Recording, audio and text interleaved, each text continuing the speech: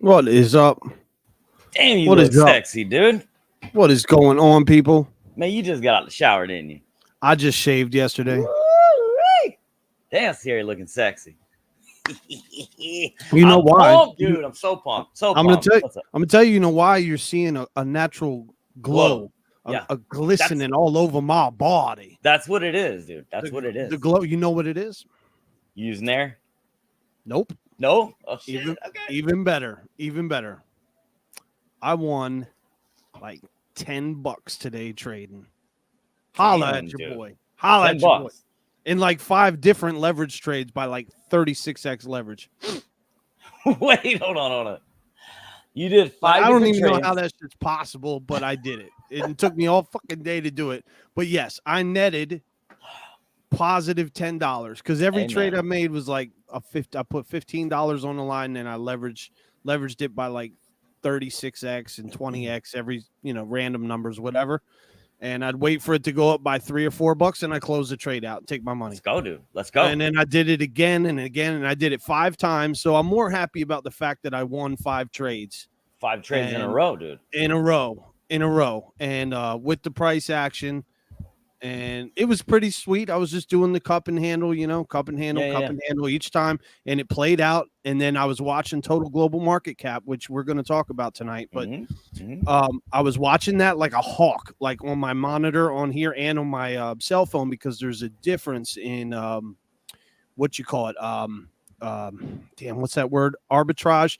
If you're investing in something that's a different price somewhere else, there's a price arbitrage within CoinGecko between the laptop and your phone, believe it or not, even on the same app.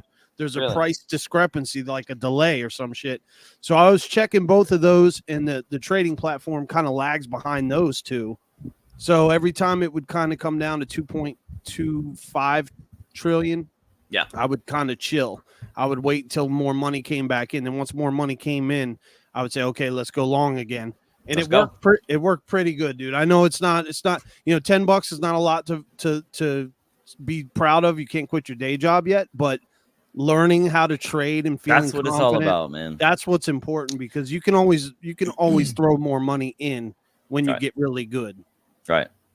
That's what it's about, man. As long as you're getting those dubs, dude, it's practice trading, but you're trading with real money, so you have those real emotions in it. Even if it's not a lot, dude, at least you're playing around, testing it, and then you get a little bit of emotion involved with it too. And that could be like what changes everything. You know what I mean? You tame those emotions, man. That could be a fucking game changer. It is. But hey, guys, thank you so much for being here. This is our Thursday night live stream. We stream every Thursday, every Monday, Thursday at 7 p.m., Monday at 12.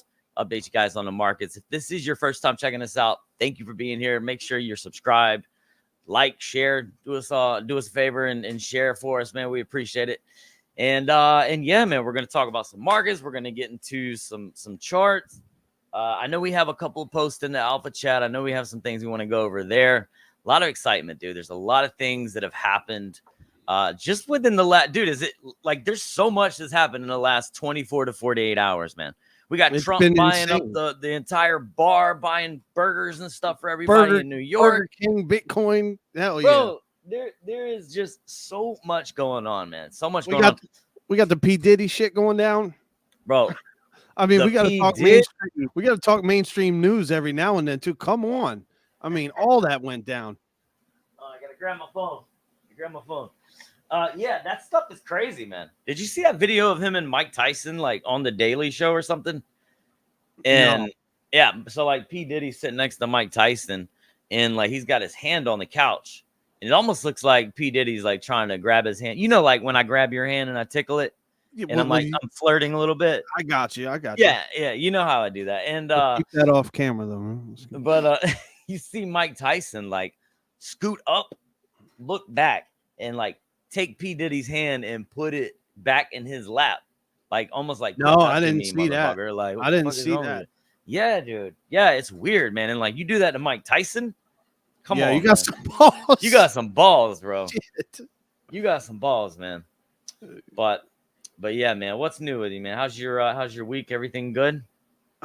Everything is good because it's things are starting to play out the way they're supposed to play out.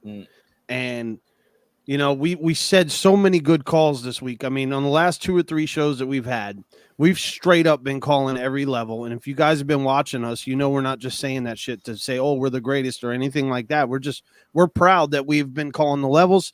And I'm actually more proud that we called the levels, and after the show, instead of like going against it for some dumbass reason, I end up doing that. I don't know why. It's like I'm trying to outsmart myself or some shit. Yeah. But I followed what we were talking about, and I've been basing it off these. I said, okay, 62, 64. I watched Jeb this morning, and he was talking about 65K being the level to watch. I hold a lot of weight with what Jeb says. So I was looking at it and I said, I see the 65K. And if you look, we touched that sumbitch twice. We did 65. We hit it I saw twice. 64. I didn't see 65. We hit 65, but it was like this. It was a wick up and right back down, came over, and then we did another wick right up. We actually breached 65 for a very brief moment. Yep. At least it did on the exchange I was trading on, Hyperliquid. It went over by like $2. It was like I got my high. My high for the day on TradingView is 63,882, and I'm looking at 62,925 right now. So yeah, it touched on Hyperliquid twice, but of course I missed that shit. Yeah. But either way. Yeah, I call that 64, man. Like 64, we touched 64. That's like $150 away, dude. So and we haven't really moved there since we've kind of parked. Total global market cap is chilling, bro. For the last like 4 hours, total global, no new money has come in to the space. Yeah. But the good news is no money has left the space either. So the bullish sentiment is we're not quite at 2.5 trillion yet, but we're well above 2.25 because we're sitting at almost 2.3, and we've been there for like 5 hours in a row and no money is really left. So I'm hopefully not looking for a stupid ass Wall Street dump where tomorrow they say, okay, guys, wake up. And, you know, just because we had a green day, they just pull all the liquidity out and go buy freaking MicroStrategy up, you know, and take all the money out of crypto and go buy all the stocks up. That's what we don't want to see happen tomorrow. So tomorrow is actually more of an important day. Of course, you got the weekend coming up. What's tomorrow? Liquidity. Tomorrow is the test to see if these jackholes take the money out of the crypto space and put it back into Wall Street. Yeah, there's a post that I shared in the Alpha chat that's talking about that, man. Like every time that we've cut rates like this, you know what I mean? Because I mean, it's good. It's good on the surface, right? Everybody's hurting, dude. People are hurting. Like people have like maxed out their credit cards. They're taking high interest loans, and they're hurting, dude. You know what I mean? They wiped out their savings and they've been forced to use their credit cards, max them out. And it sucks, dude. But this is the first time I didn't think about this until earlier. This is the first time that we've pivoted in 4 years, man. In 4 years, dude. We haven't done that in 4 years. And it's the highest the rate has been in 23 years. So like this is kind of a big deal, man. So I am interested to see what kind of comes along next. I have my ideas, and I think you do too. And I'm kind of with you, man. Like tomorrow is going to be a good test. In the coming week, the next 2 weeks, dude, that's going to be a big test to see what really happens, what's really behind this. So yeah, I'm excited to find out. We got that. We got about 4 or 5 posts in the Alpha chat we're going to go over, guys. We're going to go over some TA. We're going to go over Lux Algo, price targets, what we're looking at. We're going to go over total global like normal. Maybe look at some meme coins if we have time. But most importantly, I guess just to open up for tonight, I had something, a little surprise. Got a little surprise that I don't know if you've seen this yet or not. But I wanna pull it up and see if you have seen this. If not, you need to check it out because it's pretty sweet, and it's fairly new, and it comes from a trusted source, someone that we both respect in the space, and that someone we respect is none other than Mr. Chico. Have you seen Hemi yet? And no. I'm not talking about the Hemi Dodge Hemi. I'm talking about Hemi. No. Okay, so this is a Bitcoin node running on the EVM. So it's a project by someone that I forget the guy's name, that someone that Chico was actually like, yeah, I follow this guy. He's an old school dev. I trust what he does. So it's by a reputable source. But what this is basically taking the power and the finality of Bitcoin transactions, but using it on the EVM chain. So it's literally taking the best of both worlds. Instead of bringing Ethereum onto Bitcoin. Yeah, it's a big thing. Yeah. Right. So this one is got a launch testnet. I've already signed up for the testnet, but freaking Sepolia, dude. Why in the hell can I not? Do you have to freaking give them an email address just to get your Sepolia test? I have Sepolia testnet because I was playing around on Lombard and Bob, and I was doing a bunch of these other EVM Bitcoin ones that it's I mean, it's dope, dude. It's giving your Bitcoin utility, taking it to into DeFi and stuff. It is cool, man. I do like the concept. We're starting to see more and more of this too. Well, this is guaranteed, not guaranteed, but as close to guaranteed as giving an airdrop as possible, because they tell you straight up all over it that it's not just another SUI, what you call it. Oh, let me do all this testnet shit. They confirmed the airdrop.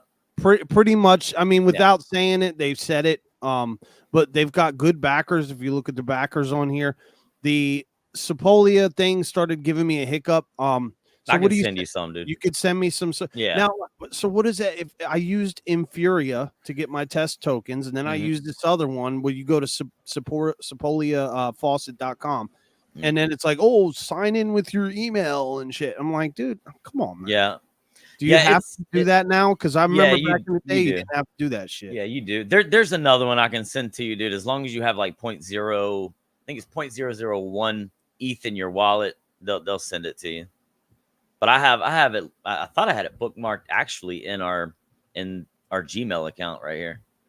Maybe I could try to go in under Crypto Remora and do it too. Yeah, we can link up and get it. Yeah. Well, I just wanted to let you know and let the people know that if you are interested, like I'm kind of on the fence whether or not I'm going to go through another airdrop. Headaches of the airdrop, it ties up liquidity, it takes up time. But this is definitely one that if I am going to do one, this is going to be the one I'll probably do because it'll be there's a little bit of learning curve with this. It's a big learning curve. It is. It does got a lot of. The concept is the concept confuses a lot of people because they're like, wait, am I using my Bitcoin? Am I on the Bitcoin network? Or like, what is going on? And I can understand why it's confusing, but it is neat, and I am happy to see a lot of these popping up. But yeah. So like Symbiotic, I covered that one in a video, and they have kind of the same thing where you can bring your Bitcoin. It's pretty much like you're staking your Bitcoin, and they can do this through stuff like EigenLayer, right? And that secures the Bitcoin, and then they give you pretty much a liquidity token, and you take that, and it's like you take your wrapped Bitcoin and stake it on the EVM, and then you can use it in the DeFi, and it's really cool, man. But it definitely has a learning curve to it. Definitely has a learning curve to it, man. Yeah, the thing that caught my attention most about this was that it impressed Chico, the dev, in other words, because it's hard to impress Chico. I mean, he's a freaking nerd. I mean, I don't call him the alpha male in the space for nothing. Chico really has a way of researching like nobody else, and he just gets ahead of shit. And for him to be this it was the person he was bullish on, not the project name. It's generally speaking, when Chico finds something. And that's why I got to give him the credit for this. He does his digging. Dude, who is the person behind it? I can't remember the guy's name, but I did follow him over on Twitter. If you go back and watch Chico's video or from earlier, fast forward to about midway, he shows you and breaks it down. But the reason Chico first jumped on it, he's like, because he was interested in what this dev was doing, and he's just like, wow, I haven't seen this guy doing something in a while. So he dives on the person, and then he said, oh shit, they're doing an airdrop, they're doing a testnet. So it wasn't like he was airdrop hunting. He was actually following a dev he likes and respects, and then saw what this guy was doing. He's like, oh shit. So not for anything, just letting you guys know that's how I found MPC. I just listened. What's up, GMB? What up, GMB? I saw NPC the night on Chico's, the first night he put it out on a video, and I said, screw it. I don't know what this thing is. I don't know what it's doing. I trust him. And not saying he doesn't make bad calls. I'm just saying his hit streak, Chico's hit streaks over the last 4 years I've been watching him, has been pretty spot on. I mean, he's been about 90-10 on calls. So, that's just a little shill for you guys if you're in the business of airdrop farming. It looks like this would be one to actually dive into. It might be worth it. That one's one that it's not, like you said, it's not even about airdrop farming. I think that's one just to test it, play around with it, and learn what this is all about, man. Because again, these things are starting to pop up. They're becoming very popular. The modular blockchains that support Bitcoin on the EVM.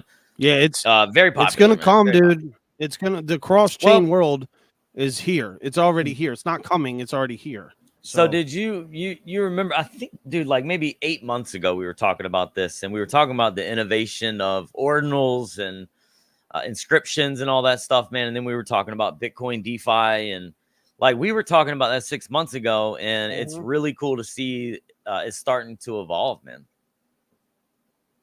Absolutely. Really cool. And Layer Zero, I was trying to farm. I did get my freaking 8 Layer Zero token. I freaking was doing Layer Zero back in 2020. Stargate Finance was I was doing Stargate like 2021. So I waited 3 years and I got, 8 tokens out of it. I didn't put a whole lot of money into it because I didn't have a whole lot of money. But the point is, some of this shit you wait, in like Stargate. Back in 2020, I kind of knew the cross-chain thing was. I was like, "Oh shit! All blockchains are going to be able to work together very easily, very soon," because that's what Stargate was doing, and Layer Zero. And then, sure enough, it's like by the time you get the airdrop for Layer Zero, it's almost like, I don't want to say Layer Zero is obsolete, but it's almost like every bridge and every chain talks to every other chain now. It's almost getting seamless. Like, you know what I'm trying to say? Yeah, it's like it's already almost seamless, dude. Yeah, which is good. That's where they're headed, man. It is. And that kind of, I was looking at Boba. Boba is one that's been around for a while, and they're starting to get, a little sunlight here, man. Shit, GMB, you done messed up and got gave the him wrench, bro.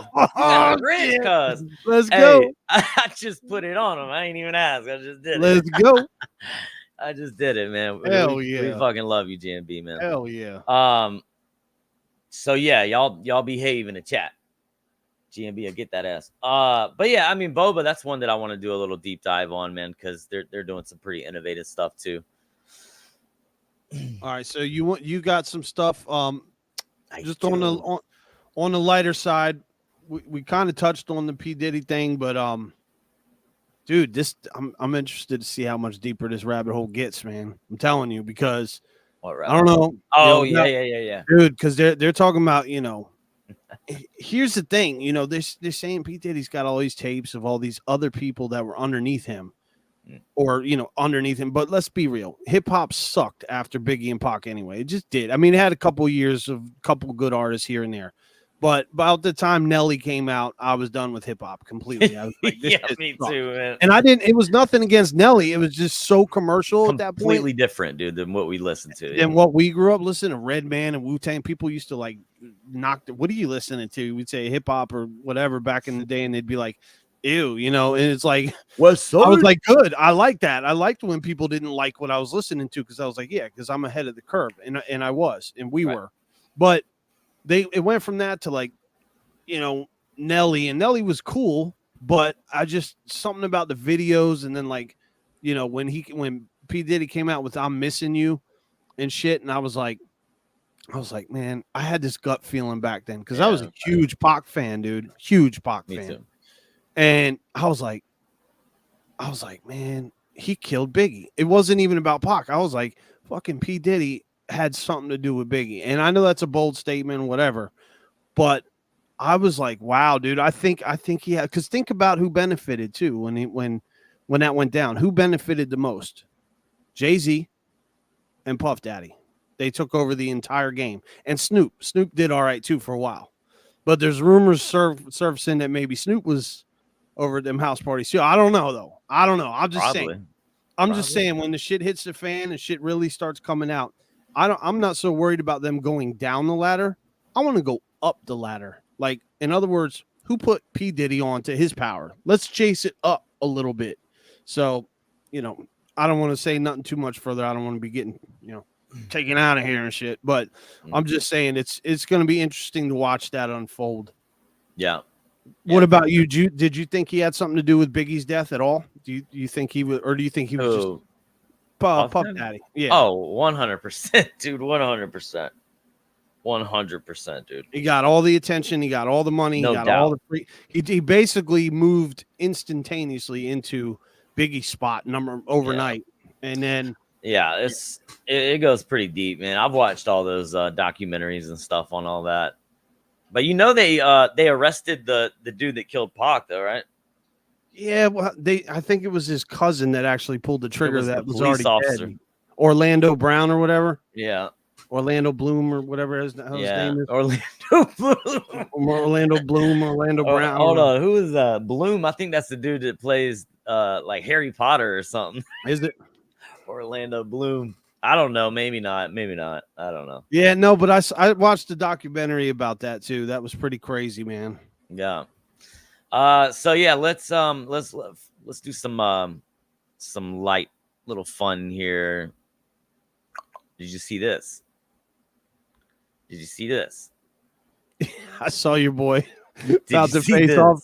I watched both the fights. I watched Mike Lau's fight, and I watched Ashley DeCan's fight, and I was sitting there screaming at the TV for Ashley, like, come on, and because she looked good, man. She had spirit. Oh yeah, she is cute. But she's just I think Blonde Broker had the weight advantage on her a little too much, and but yeah, dude, this fight right here, I'm interested to see how this goes, man. I want to pull for him for, you know, Ben or whatever. I don't know. I want to pull for Ben. Why? I don't really know. Maybe because he's shorter. But yeah, I think Ben's gonna take the win on this one because this guy got some long arms, though, man. Yeah, but you know what? Reach ain't everything, man. You know, people think just because you got reach that you're gonna win the fight. Let me tell you something. When I was doing stuff back in the day, it was tough for me with the reach because once people get on the inside, you're screwed because you got these long limbs and shit. You can't do nothing when someone gets in too close. Yeah, so you have to actually learn how to work your inside game more. The inside. Yeah, you're right, dude. And Ben's a charging. He's a charger, so Ben's gonna come at him. Yeah, like Ben's gonna run at him like a fucking pit bull, like he did the last two fights he was in or whatever. The last fight he was in. And just fight like a madman. So you see me switching the sides? Yeah. So shout out to Mike Lau, dude. Mike Lau, he won that fight. I can't remember who he fought. He had some good leg kicks. There was a guy named John Hook, and let me tell you what, John Hook caught Mike with a couple of damn hooks too, bro. Like I was like, ouch! Like he caught him a couple of good shots. So Mike took some on the chin. The man has got a chin on him because he took a couple hits pretty damn hard. And I was impressed with both the fighters that I watched the whole stream for just to see, Ashley DeCan and Mike Lau. Yeah. I was impressed with both their performances. I was like, that was actually really good. They had a lot of heart. They fought with a lot of heart. Hell, their opponents did too. I mean, Blonde Broker was a bad bitch, dude. She came in there. She didn't come in there to play around either. So. Yeah, that's awesome, man. I wanna fight somebody, dude.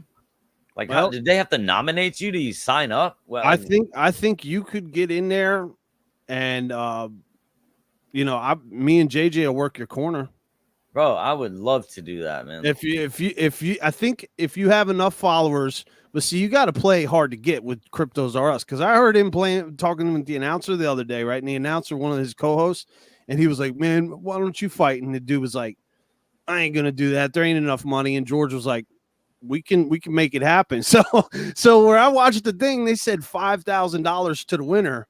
I'm like, man, $5,000 to get your shit all beat in.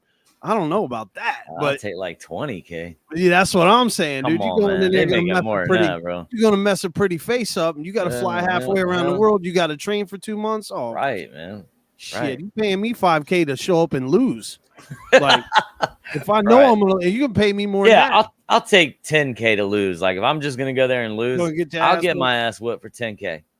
No, I think 10K. all bullshit aside, I'll shit my pants too on the stage. I don't even care. I bet you could get in there. I actually thought about it too. I was like, you know what? I'm too fucking old for this shit, man. I ain't going in there and getting hurt my back. Fucking get all fucked up. I already got a hernia. Shit, bro. I will show my ass, bro. I'll go there.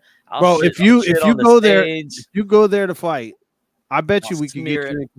You know, cryptos are us is hungry for more fucking fighters, man. But you got to train. If you're gonna go over there, I ain't gonna let you lose. You're gonna be training over there with JJ, and JJ is a Muay Thai trainer for real, y'all. So my homeboy in Myrtle Beach is actually trains people for this shit. So Wes will be training with the real deal, and yeah, if you really want to go over there and do that, I would, I really would. Me and JJ will make it happen, dude. That'll give me an excuse to get my ass in shape. I'm sure you have to have a certain amount of. Look at this picture. Didn't he got his ass whooped though on the last one, right? For his fight. Ansem did. Yeah, I think he did. Look at this, dude. That's a face of a madman right here. So what are you saying? You want to fight BitBoy? Because you know, Crypto Remora. How much does he weigh? I wouldn't. I'll tell you what, dude. Not that he's that great a fighter, but he's scary. Nah, I think how I'd much run does he across weigh? the fucking ring from him. How much does he weigh? I'd be like, nah, dude, you on some other shit. I don't want to fight you. Fucking crazy. What's that on his left chest, dude? I don't know. Is that the Metallica snake? I don't know. Anyway, so I actually reached out to these guys, Siri. I figured, why not, man? I try to get them on the show. But nice. This was this was a very historic moment, man. President Donald Trump buying burgers at Pub Key in NYC, dude. Did you watch the video of him doing this? I watched the video and I saw Joe look at Pomp in the background photobombing.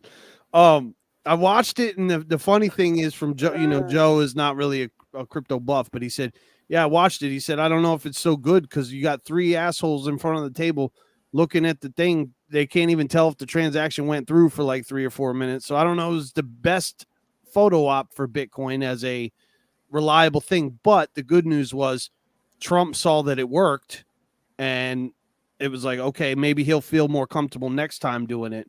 Yeah, they were like, he's probably never going to use it again just because it took so long to do. And I don't think it's that it took long because the Lightning Network works fast. I think it's just Numbnuts was trying to verify on chain because he's a dork, like the rest of us crypto dorks. No offense, but you know, he was trying to verify on chain that it went through because it was a big deal. And I think people confuse that with the transaction taking. Yeah, like, oh, Bitcoin's slow and it takes that long to buy a burger. I can't do that. You know, people are so damn impatient. That's all right. They can be impatient, man. They don't have to use it. Don't matter. Adoption's coming, baby. I don't care, man. And the fact that they're I think Trump went in and bought burgers for the whole place. Yeah, I think he did. Yeah. So how about that, dude? This man is going in there buying shit. Yeah, dude. Play it. And you know he's got the crypto, dude. People send him crypto. Like, don't mind it, we have some gifts for you. Good. I want Bitcoin. I want Bitcoin. Don't mind it, that's dope, dude. Oh shit, that's what he said. Good. I want Bitcoin. That's what he wants. Dude, that's what he wants for his gifts. Is saying Bitcoin. that. Him saying that. I want that Bitcoin. Soundbite alone is killer, dude. What? So that is bullish. Man. That is bullish. Let's go back to your screen there. What else you got? Yeah, pretty wild, man. Pretty wild. So that was pretty much like the, kind of chill stuff. And then we're gonna get into like some more serious stuff. Oh, I do want to talk about this. This is Scale, man. So obviously Andrew Saunders is at Scale. Shout out to him. Dude, they've just been. Go to the post. Yeah, I mean, dude, 316,000 daily average unique active wallets just in August alone, dude. In August alone. And then there was, what is that? Motodex game, 884,000 unique active wallets, 644,000 active wallets on a World of Dystopian. I don't know what that says. Dipians. What the hell is that? I don't know what that is, but yeah, that game. And it's just cool, man, just to see Scale growing. And Scale's getting known for their gaming, dude. How fast it is, the transaction speed, and I mean it's apparently gasless. The transactions are gasless, and it's just cool to see it grow, man. He's done a lot of cool stuff, and I mean, guys, if you've been watching us, that's our boy, man. And if he goes somewhere, that's really all the digging you need to do, man. Because if you pick somewhere to You got go, the Midas touch. it's gonna do, yeah, dude. So something to pay attention to, and that's one of those that have been around for a little while, man. Scale's been around for a long time, and to see it still pushing and growing and really starting to make a name for itself is just really cool to see. Scale price right now, if you're interested, by the way, is only 3 cents for to buy into Scale right now on the max chart. You see, Scale was up around 82 cents back in March of 2021, so it's at 3 cents right now, y'all. Mm-hmm. So if you're curious, it does have a nice little pump, which is good. Up 6% today or whatever. But overall, the thing is actually at a really good entry. So if you're interested in Scale, dude, decent. That was little one of my first 3 cents. That was one of my first bags, dude, that I started buying with Scale. I can't remember what I read about it, but I saw somewhere and I was like, all right, fuck it, I'm gonna go ahead and buy this. That was like, my first year of being in crypto, where my portfolio was like 60 tokens at one point, just buying everything. I was so bullish on it in the beginning that I think I was shilling it to you, and I was wicked into it early, but then I was like, something about the founder, one of the founders that stepped down, by the way, he's no longer with them, I think, and it was just somebody that was crossing up with somebody else that I didn't like, and that's when I cleaned house. I remember buying it, and I remember telling you that I just liked the name and the seamless, feeless gas, or for the transactions were. Yeah, that was like 2020, 2021, maybe 21. Yeah, maybe 21, early 22 at the something latest. Like that was a while ago, and then Andrew started working with him, and I'm like, But if you remember, the price back then was around 50 cents. Mm-hmm. That's because I remember that was about where I was like kind of buying in at. And then it went down a little bit to 30, 40 cents or whatever, and I kind of dropped out of it. But just real quick before we go into official TA, I'll just show this real quick so people can see. If you are interested, check this out.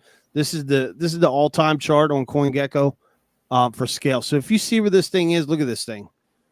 This is back here is up in 80 cents, whatever. A lot of them look like you had a run. You had a run right up to 15 cents, and then this latest run was up to about 11 cents. So you're down at 3 cents right now. So if you're bullish on Scale, this is actually a great accumulate. Look how long this thing was at 3 cents for. Look at this. It ain't going to stay at 3 cents much longer, dude. This thing is going to freaking rip. When it does rip, this thing's going to pump, dude. So, this is a good entry. This is one of them entries where if you didn't hold it for the last 3 or 4 years, now is a good time to go ahead and jump in, because you're at a low, still at a very low point. You got way more upside than downside. Yeah. Let's go back to this one. Add this one back. Okay. What else you got here? Let's see what we're looking at here. This is some adoption news. So Louisiana, Dirty South, has become the first state to accept currency payments for government services. So people can use Bitcoin and other cryptos. I'm sure it's like USDC or some stable coins to pay for your taxes or anything else that is government-related, government services. So that is really cool to see, man. There's a whole press release right here. I'm not going to get into the whole thing, but really cool to see, man. Residents can now use Bitcoin and Bitcoin Lightning Network to pay taxes and fees. The state's inaugural Bitcoin payment was a fine process through Lightning Network. Really cool to see, man. Louisiana, dude. That kind of hurts, though.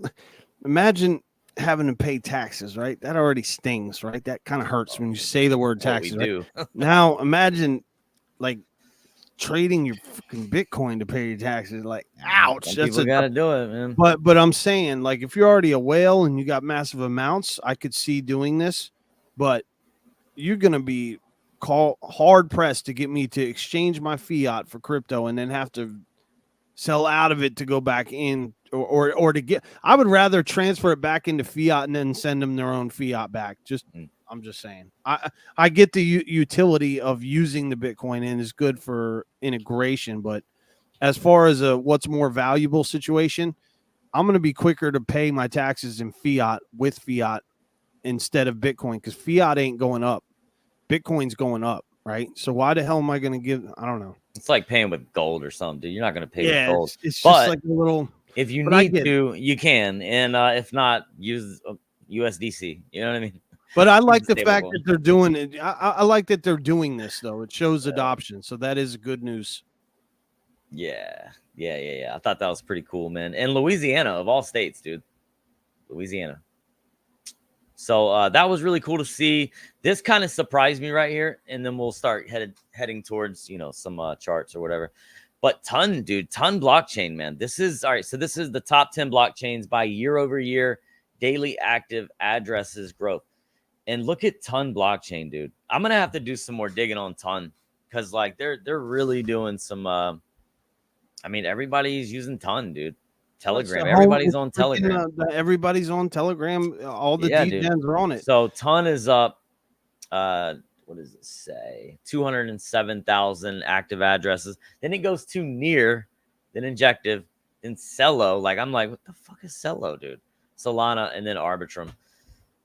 So I thought that was pretty interesting, man. Pretty interesting. Now, Near, I was very bullish on in 2021. I was actually between Near and Scale. Near was higher up for me than Scale, and then something with Near rubbed me the wrong way, and I went the other direction from it as well. But Ton, Telegram, you know, Discord, Telegram, two of my least favorite things that you have to do when you're in the crypto world. They are both my least favorite. I get it. I know everyone uses the shit. Let's go back to MySpace. All right. I'm going to start a vote. Who wants to go back to MySpace? No, I didn't really like MySpace either, because you had to make your pages with code and all that shit. It was a little too crazy. But with code? Yeah, well, you had to copy paste to, like, if you wanted the cool graphics on your MySpace page, if you wanted any video shit that moved, or, you know, shit that was on fire, any kind of graphics. I don't remember that. Yeah, you had to put I had videos and all kinds of stuff on mine. I don't remember having to do code. Well, you didn't have to do code. You just copy and paste the HTML or the JavaScript in to get the cool shit. Oh, okay. That might have been something that was probably you might be talking about something else. That was probably before you got into it, because that was probably the tail end. You probably didn't have to do that. In the beginning of MySpace, you did. You had to. I mean, I guess, man. I don't know. I was on there early, dude, because you got to think I got 3 older brothers, an uncle and an aunt that are only 8 years older than me. You had to do code, because I remember watching Joe's page and it wouldn't load, and he just copy and pasted what you needed. It wasn't like you had to write code out. You just copied the lines out and put it in. I'm saying, if you want, he had like spinning 3D picture balls that were on fire and shit, like shit that other people didn't really have. If you wanted that shit, you had to put. Okay. Yeah, I mean, you could have the other stuff. I'm talking about the graphics on your actual page, like web page graphics. If you wanted that cool shit, it would take forever to load. And if your computer wasn't fast, some people's pages wouldn't even load. Yeah. That's back in the good old days of CPU. I was say back then, dude, them computers were slow as fuck anyways. All right, so this is Global Markets Investor. Shout out to them. Last 2 times the Fed cut by 0.5 was a disaster for the markets. And this is what we were talking about at the beginning. In 2001 and 2007, when the Fed cut by 0.5, like yesterday, the S&P 500 initially rallied, but after a year was down by 15 and 22%. This was in the midst of U.S. recessions. And this is kind of like where we're sitting at right now, man. But I feel like right now is just so mixed, dude. You know what I mean? So mixed. Like the labor markets, unemployment is down. Labor markets are up. And like there's a recession looming, but the Fed's at like the biggest deficit it's ever been in, and like it's a complete mess, dude, a complete mess. And you can't tell me that these numbers aren't fudged, because they are, dude. They 100% are. He's trying to go for that soft landing that he wants. I would just hate to have his job, man. I would hate to have his job. I just don't see it. The whole thing about recession, they changed the definition of recession. A recession is when your GDP is negative for 2 months straight, for more than 2 months straight. They already changed the definition of what a recession is, literally. So the whole thing about this recession shit is just a freaking joke anymore. It's like, so he's confident that he's going to get a soft landing, right? But we know when the money printer comes on, right, and we're trying to get not go into a recession, but the money printer is about to come back on.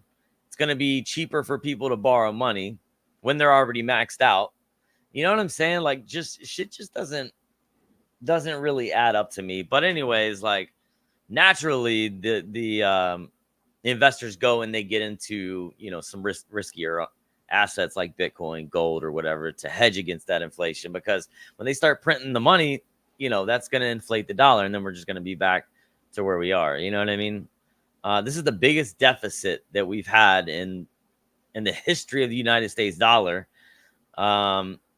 It's just all fudged, man. Like, I just don't understand all these mixed signals and how he can say that we're going to have a soft landing. Like, unless they're going to be manipulating the, I don't know, man, the deficit and all that shit, man. I think what you're going to see, dude, I think what you're going to see is a possibility of a back-to-back, and I'm going to go ahead and put it on record right now.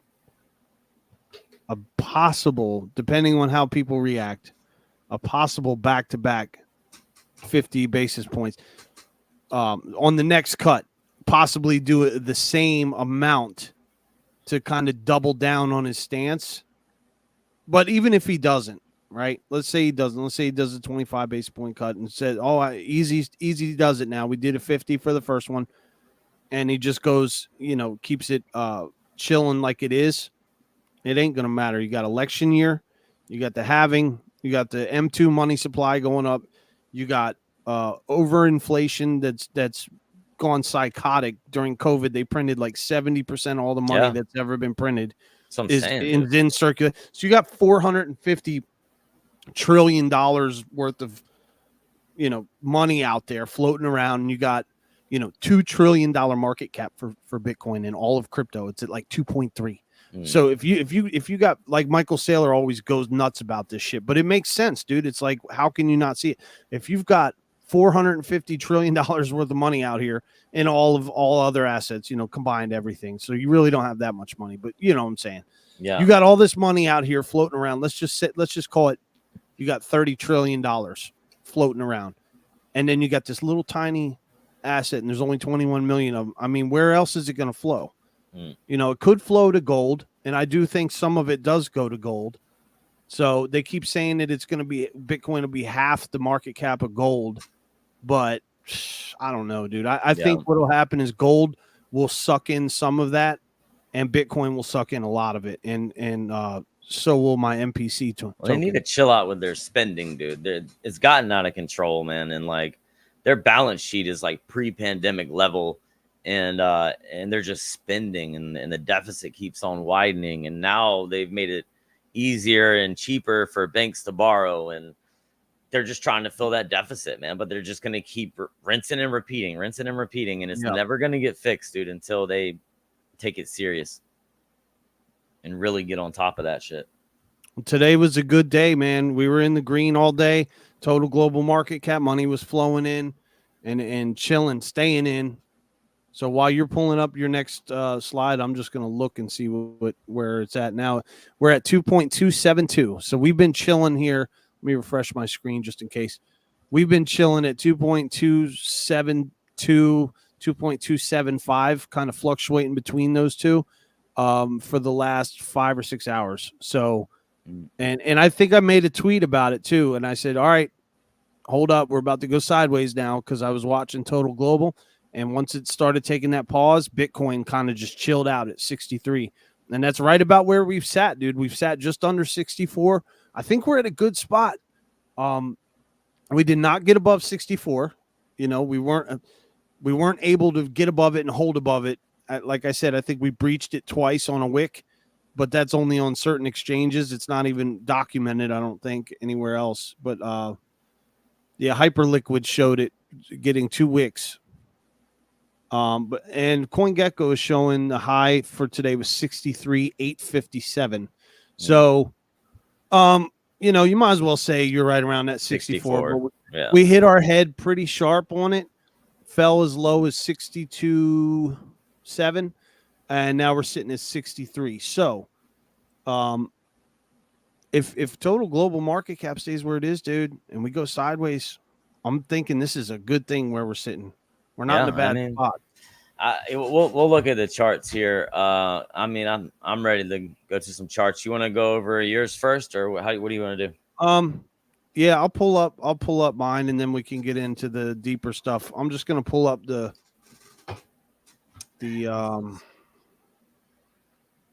simple screen here. Did you see MicroStrategy? MicroStrategy is talking about doing a $700 million debt offering to buy more Bitcoin. He's a fucking beast, dude. Michael Saylor's a beast. He's an absolute stud. He's an absolute stud. All right, so check this out. I'm not going to dwell on this because Wes is going to bring it up. I'm just going to pull up total global market cap because I know you guys probably get tired of me talking about this, but this shit is important. Because this is the money staying in the crypto. We don't want money to just come in here for the day, pump everyone's coins, and then tomorrow your shit crashes and goes to worthless. Like, you don't want that. You want your alts to hold up. You want Bitcoin to hold up. And part of the way we do that is by keeping the money in the space instead of these people that are coming in the space, making their money, and then they just turn around and they go back to Wall Street.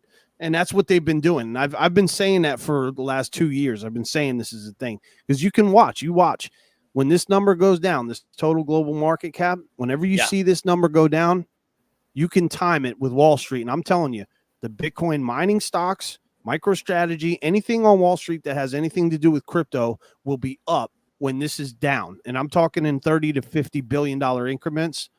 And so my theory is that they're taking the money, they're taking their gains, and they're saying, oh, convert that shit to fiat, and they're bringing it right over to the stocks, and then they're buying the stocks so they can control the company because they think in their head, if we control the stocks on Wall Street, then we're going to control the crypto. But what these dipshits don't realize is the devs and the creators of Satoshi are 5 steps ahead of you, Wall Street jerk-offs, okay? They understand investing.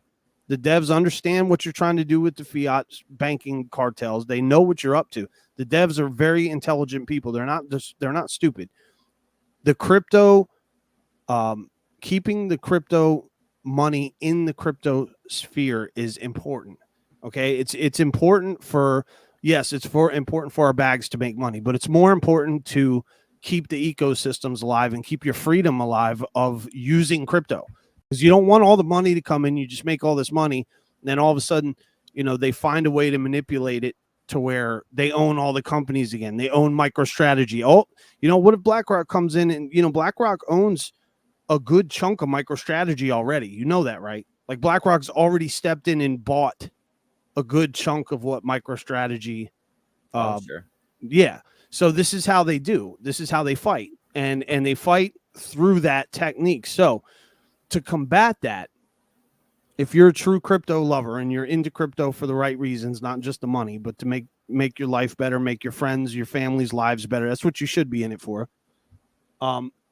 This is important. You want to see this number go up and stay up. So where it's at right now is at 2 trillion, 2.25, but you could see you had a massive pump up here. The first one was up to 3 trillion, came back down. You were riding right around the $1 trillion mark. We are steady. I would say we're at the bottom, but we're steady holding 2 trillion. So this is good. Bull market goes back on when we get above 2.5, which is this level right here. It's kind of hard to see on that screen. But just to make a long story short, we're at 2.272, which is a little more than like halfway. We're almost at the 2.5, you guys. So what we want to see this number go to 3 trillion That's well, when it goes to 2.5, that's a wrap, dude. That when we hit 2.5 and it stays there, that's when your bags and your alts are going to be back where they were, back in the summer when you were like, oh yeah, ripping DeFi summer or NFTs, when that was going on, you were right around that $3 trillion market cap. But what we want to do is we want to get above 2.5. We want to stay at 2.5, and we want to keep the money in the crypto sphere instead of flushing it right out, turning it back into fiat, and then them going and buying freaking, crypto mining stocks and shit. We don't want that. We want to keep it, my point is, if we keep it above 2.5 to 3 trillion, I think everybody's altcoins and their Bitcoin is going to stay at a nice level where you're comfortable. And then I think that's going to entice people to want to sell less.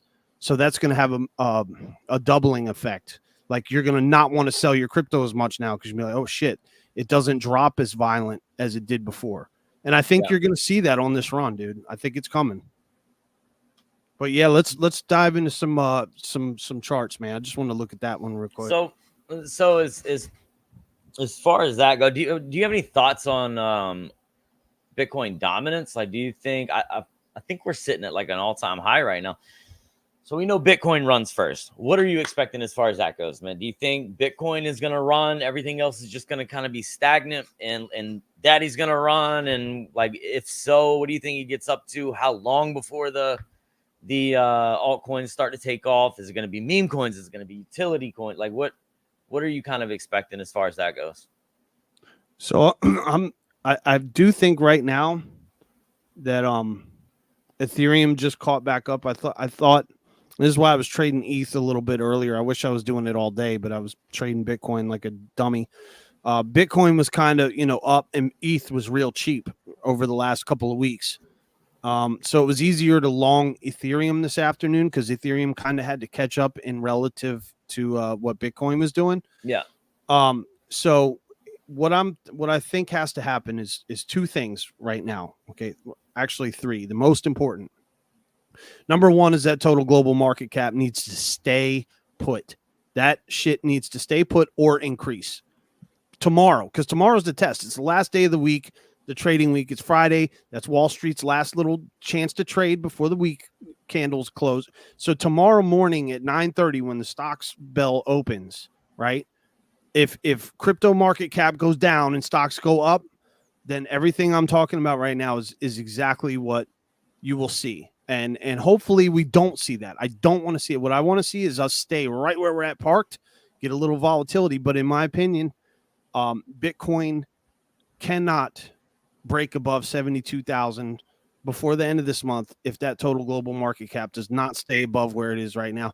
If you drop at all, if you drop back down to 2.25, if you drop back down to towards the $2 trillion mark, there's no way you're getting above 72K. So that for me is the most important, is total global. Second most important is to see Bitcoin hold above our range that we've been eyeing and watching, 48 to 58K, which I think we're pretty much both agreed we're done with. So as long as we stay above 58, trade in between 58 and 64, we're good. Even if it takes a couple weeks, let's go. I mean, that's what I want to see. I want to see Bitcoin gather strength, go sideways for the next 2 weeks, and start October with a freaking bang, dude. Let's get the total global market cap up to 3 trillion. That's going to send Bitcoin to 72K, and we're on our way to the bull run. That's what I'm hoping is going to happen. So I'm giving it a 2-week window, and I think that's what it'll be. Would I like it to do it sooner? Yes, we all would. But in reality, we had a good run today. Let's see if we can hold it without crashing tomorrow. If you wake up and it's all red and shit tomorrow, watch the stocks. That's all I got to say. Just watch your stocks, and not just crypto stocks. Watch other shit, Nvidia, fucking Pong, all these, because these guys, I know they're moonlighting, dude. You can't tell me these Wall Street guys ain't in crypto. They're in crypto, bro. They're addicted to freaking gambling. That's what they do. There's no way their boy didn't come over and say, hey, man, you ever try this crypto shit? Come on. Can you imagine being a Wall Street guy and not being in crypto? I don't believe it. I think all of them, I think the majority of them are at least exposed to some, Dogecoin, or they got some Nero or some shit, that they hide from their day job. Yeah. So, yeah, that's the goal. That's what I'm looking at. Incognito. I like the name. Yeah, I was I pulled that up, but you didn't see it. I'll flash it up there for you. And Crypto Homes, what is up? The Holmes. Yeah, you got a wrench too, man. You and GMB. You and GMB got a wrench.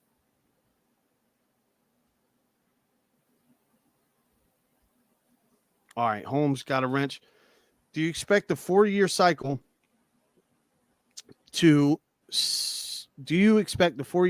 stick to schedule with the top at the end of 2025 or rather April 2025? This is an excellent question. I think it's on everybody's mind. I think the 4-year cycle is going to tie in, me personally, I think it's going to tie in more with money printer go burr. In other words, if it weren't for COVID and all the other shit we just went through, I think the 4-year cycle would be perfectly timed with the other 4-year cycles. I think it's going to be damn close either way, just because the 4-year cycle kind of ties in with the, look how well it timed in. You think Satoshi didn't know about this shit? He did. Satoshi, he or she did. They knew that the 4-year cycle is also timed with, every couple of years, the government just happens to print more money. So it's kind of ties in with it. Top, I'm not giving the date on that, Wes. You're probably gonna. I think we made our calls for the end of the year, but as far as 2025, I'm not calling shit for 2025 until January, February rolls around. Then I'll make my predictions for the year. And we can pull up the chart that we have here. This is actually one that we created that we can look at, and I'll show you what we're looking at, and I'll show you what we're looking at. I'll show you what we expect. Yeah, incognito. I didn't want to not answer your question. I just want to say it's an excellent question, but it's one that we have to kind of really be careful. We're gonna do it together. Not only that, man. Like we've decided earlier in this cycle, when right after we bottomed out, we said, okay, listen, we called the bottom. We told everybody when we were gonna start buying. So we have some skin in the game, and we're like just being straight up honest. Like, this is when we're fucking buying. This is where we think it's going. And we're gonna do the same thing for the tops, man. Like, whenever we think there's the tops in, we're gonna tell you guys, like, yo, we're selling.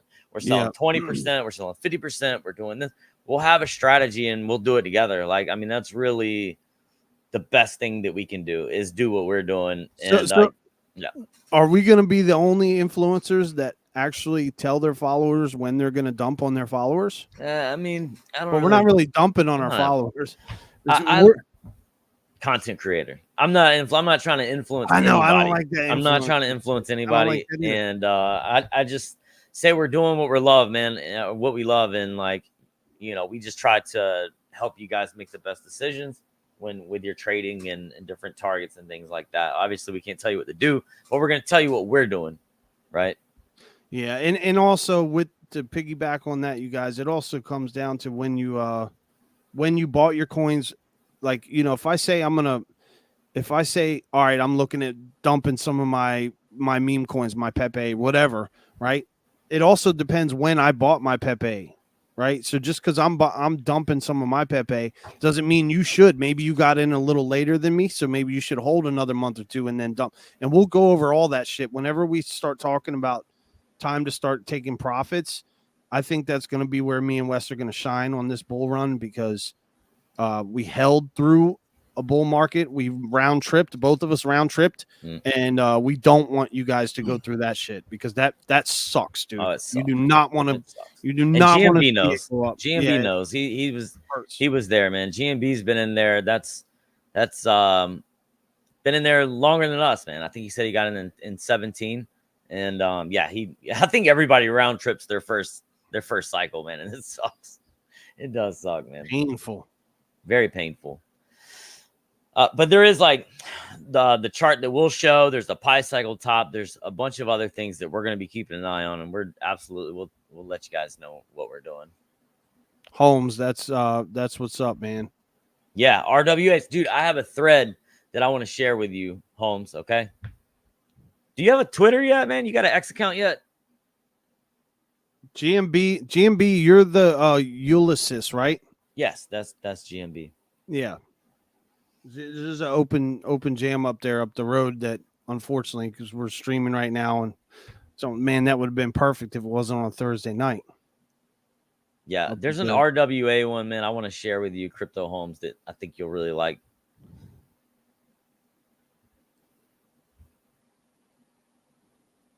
Tax free after 1 year holding. Nice.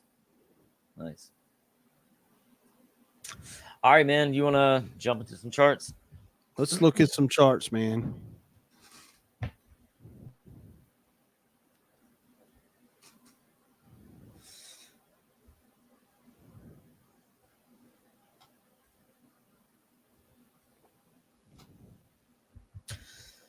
All right. Let's start with the weekly chart, man. Weekly chart. So obviously, Siri, we've been following this, man, this little sideways chop. I would say more of a range, because that is a big range, dude. We've been ranging. It's like a $10,000 range right here that we've been going through since March of this year. And we're sitting right in the middle of that, right? If you pull the regression trend over, you can see that we're sitting right in the middle of it. Actually, we just got over the top of that, right? But on the weekly, man, you can see our big targets that we're looking at are most important levels here, which is going to be the swing low right here, 50 to 52, where we bottomed out and came back up. And then we have our one up top that's going to be the all-time high. We also have this downward trending, this descending channel right here that's sloped. That's another level that I'm looking at. When we break out of this, something I want to show you guys, man, is back here. This was July of this year. And I just want to show you, forget all this stuff back here. Just don't even pay attention to all this. I'm just talking about from here over, okay? And I just want to kind of throw these lines up here so you can see what I'm talking about and just make it a little easier for you to see.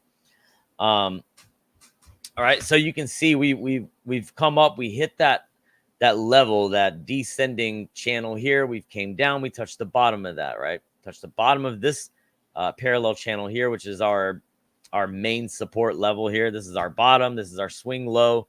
We don't want to go below that. And then the top of that, we don't want to close below that. And we haven't, dude. It's held up. So that's a good thing. But as you can see, man, actually, I'm going to draw it. I'm going to add this in here too. Sorry, I know it's going to look a little ugly. But okay, so we're starting here, right? We bounced around, made a new low. And now we're starting to make like this little triangle pattern where everything's just getting in tight. Everything's tightening up except for, right here. But what I'm saying is we started getting tighter and tighter and making lower lows, right? Lower lows on the close here, and the low here on the for the swing low or whatever. And now this is the first time that we've broken above the previous lower high, right? So this is what we want to watch. This is that level that we want to watch, and that's why it's crucial, man. And that's why we have it marked on the daily chart, because you pull up the weekly chart and you can see that that's a pretty significant level, man. And this is the one that we want to get above and close above. If we can get above and close above that, then we know that we're headed in the right direction. And I think that it's coming soon. And the reason that I think that is because on the weekly, you can see our RSI, man. We've been rejected off of this level since the very beginning, ever since we started ranging right here, right? We fell through it here. We came up, got close to that little, that signal line, hit it, rejected, hit it, rejected, hit it, rejected. And then if you zoom in on the RSI now, you can see that we finally just crossed it, dude. We finally just crossed. I mean, you got to zoom all the way in there, but we finally just crossed that RSI, that signal line. We just broke above it. And not only that, dude, the RSI, that's our momentum indicator. That's showing us, are we running out of steam? Are we oversold? Are we overbought, right? And we're still sitting right now. We're sitting at 53. So that is barely over that threshold of, I guess you could say oversold. It's more on the neutral side. So when we're sitting close to a resistance level here, and we still have a lot of room to go in the RSI, then we're good. I mean, we came up on resistance here. Look where the RSI was. It was all the way up here at 60, right? Got rejected. We came up right here. Look where the RSI was. There's a little bit below that, but we got rejected hard right here, right? And then that's when we came down. That was after that little low here.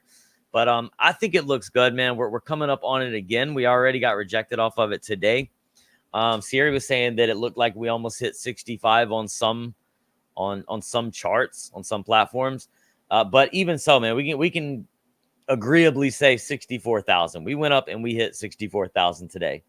And we crossed that signal line for the first time ever since we started putting in this little range and getting tighter and tighter.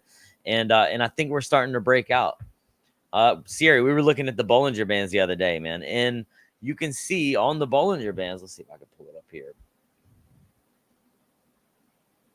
Did I already take it off? I might already took it off. But anyway, you can see on the Bollinger Band. You want me to pull them up? I can't talk about it and not pull it up. I don't. Okay. Yeah, anyway, I don't think that they were going too crazy. So, I think you're on it with this crossover bit anyway. So the Bollinger Bands, I do want to mention though, the Bollinger Bands, when volatility comes into the market, the Bollinger Bands start to spread apart, and that's usually when we get a nice big move.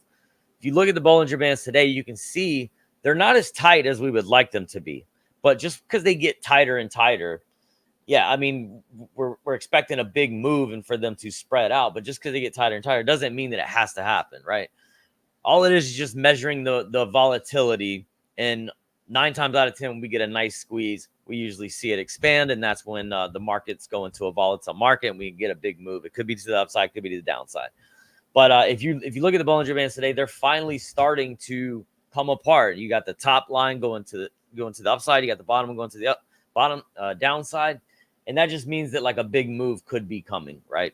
So that kind of lines up with that cross, with that signal cross.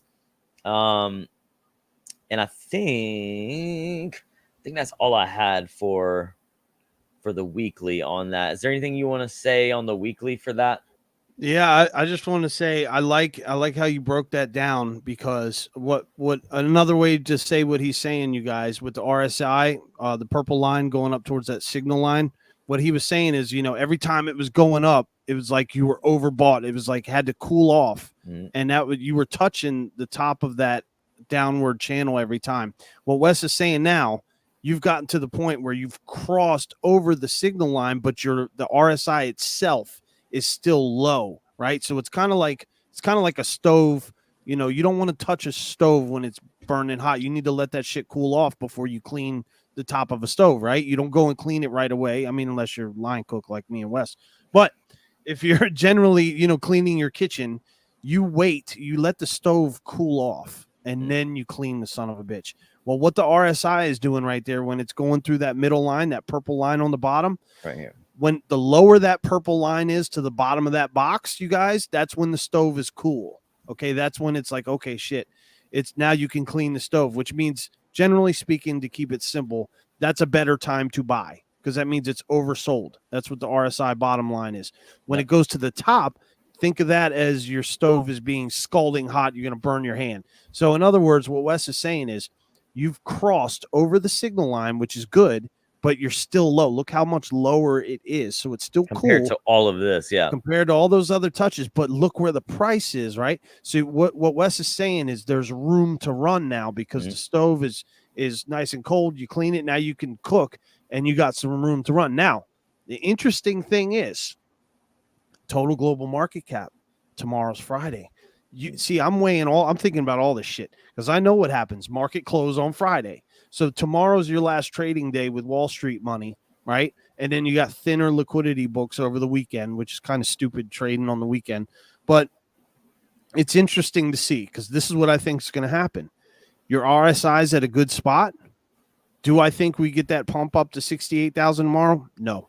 I think we stay where we're at and grind sideways. And this kind of the RSI being where it is, is kind of confirming for me that we're not going to dump, which is a good thing, and we're not going to pump, right? So what I'm seeing with the RSI, I think we're going to go a little bit sideways right here and lock in that liquidity, which is what I would actually prefer to see. Maybe a slight cool off tomorrow, but from looking at the RSI and everything, I'm not moonshot yet back up to 68. I don't think we have enough gusto for that, just because of the total global. I don't think there's enough money in the space to move. If that changes, if that number go up, then yes. But if we stay where we're at 2.27 and we just stay there all night like we've been for the rest of the evening, I think what the chart is telling me is we're not going back down to 58. we're chilling right where we're at, and we're going to go sideways. That's what I'm gathering from this. Yeah, but it's a good thing. It's not bad. It's actually really good. So I'm gonna take and this is a normal thing, guys. So don't think like we're disagreeing or arguing. But we like to bounce off each other and share ideas and just make sure we're considering I don't see everything. us going down. I will say that. Put it this way. Whereas last 3 days ago, I would have been concerned about us going back down to 54 and going below the 58K range again. I don't see that no more. What I'm seeing is a healthy set above, and at the barest case scenario, you go back down to the top of that range, 58, 59, 60. But I don't even see that, dude, with where we are. But I also don't see us going up. Are you about to say you see us going up? Is that what you're? Yeah, I do. But I'll tell you why, though. Hold on. Let me get that circle off. All right, so this is why. Just only based off of this chart, this is why. One, we've been going sideways. I mean, this is sideways. It's been sideways and down a little, right? We just started leveling off, and we made a higher high here, or a higher low here. I mean, that's not the only thing, but let me not focus on that. What I'm focused on is the MACD and the RSI. So the MACD this is bearish, right? When you have that blue, the blue line under the signal line for the MACD, that's bearish. That shows you that you're in either a really sideways market or it's bearish and we're trending down, which we are, which makes sense, right?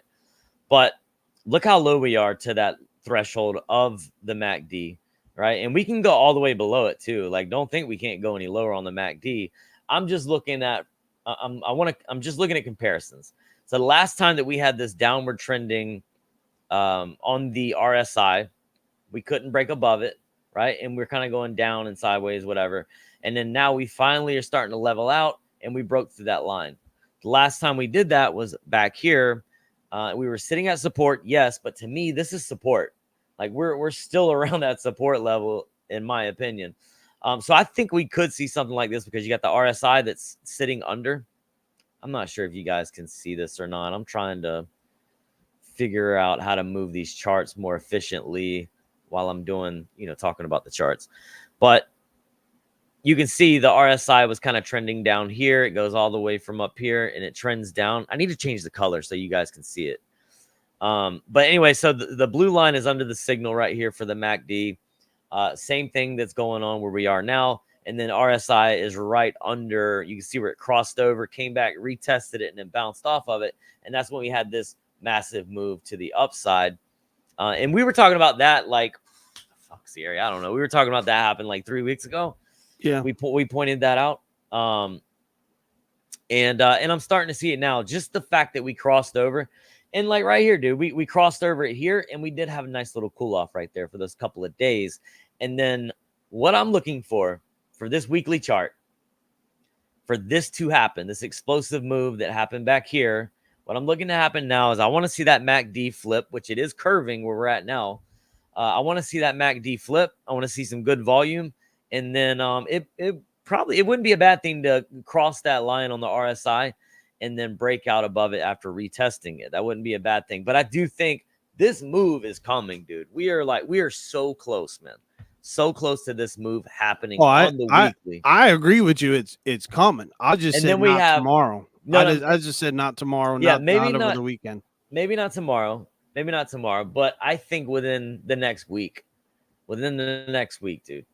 And we're on the weekly, so the next candle will start, and that's what I think, man. I gotta stick to my guns because I said October, and I'm sticking to my October. Yeah. Even though you're supposed to turn on a dime with TA because shit changes, and it does. And I will say this: the reversal is in.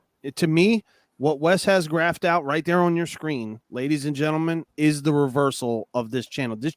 This channel was a steady down channel, and then you had that spike. Look at that perfect indecision candle in the middle. It's got a longer wick to the bottom just by this much. Go to the middle of the V. Go over to your left. Looking this right here? Yeah, you see that? To me, that wick alone, that candle signifies the reversal for me. So that entire trend where it was kind of slightly going downward, where Wes is mapping out the Elliott waves, I get all that. But to me, what I see when I look at that, I see a reversal. In other words, I see a trend that was been going down, and then all of a sudden it goes up, and then the market on that big long wick down was indecisive, didn't know, but you can see there's more bullish. That's a bullish candle because the bottom is longer than the top. That candle in the middle signaled the reversal, and yeah, you had a little cool off, and now we had a bounce, but that was the middle. That was the reversal for me. So I'm totally agreeing, but my difference of opinion is right now, I think the market makers have room to trade between 66,000 and let's just call it 59. Let's just call it between 60 and 66,000 to tighten the range up. So I'm not calling a $10,000 range. I'm going to say 60 to 66,000. I think is your next range, and I think the market makers can ride this out at least another week. So if I have to change my stance of saying we go above the number by October, it'll only be by about a week. Okay. So what I'm gonna say, guys, if you're trading this, if I was to trade this, if I were to put in a trade right now, or if I were to look at the charts fresh and start looking if I want to put a trade in, what I would be looking for is where do we close that on this weekly candle? Where's the weekly candle going to close? This is bullish, man. We have those two green back to back. It engulfed this. We're making higher highs. On the daily, we had that beautiful Elliott wave that played out really nice. I would be looking to watch this MACD flip. If the MACD flips, I'm all day, dude. All day. The RSI is looking great, man. If we get up on this resistance right here, this downward sloping resistance area, and the MACD's flip and the RSI still isn't oversold, maybe we get a cool off between then and now. But that's what I'm looking for. That is what I'm looking for. Volume, MACD flip, RSI not being oversold on the weekly. That's what I would look for when we get to this area of resistance here. If we break through that, look for a cool off, a retest, and that could be enough to push us past that new all-time high series. There's a nice little breakthrough here. I agree with that. Well, we got to get above 65 because 65 is those other two candles that red and the green. This is on the weekly, so we're looking at we're looking at the bigger levels here on the weekly, and the bigger levels is going to be up here and down here. All right, going to the daily time frame. Daily's looking good, man. Daily's looking good. We are coming up on that resistance right here, which is going to be that order block 64 to 65,000 that we've been talking about. As you can see, man, this is almost textbook fucking Elliott wave, dude. Beautiful, man. Beautiful, dude. We've been tracking this since last Thursday. Very proud of us, man. This is a huge for us, man, because if we can just make the good calls, hopefully people will start hearing about it. They'll start coming on. We can start growing and developing ourselves, and then just making a good community, man, of traders and people that really want to learn and help us learn, help us grow. That's like all we're looking for, man. But we had this breakout. We had this, descending resistance here.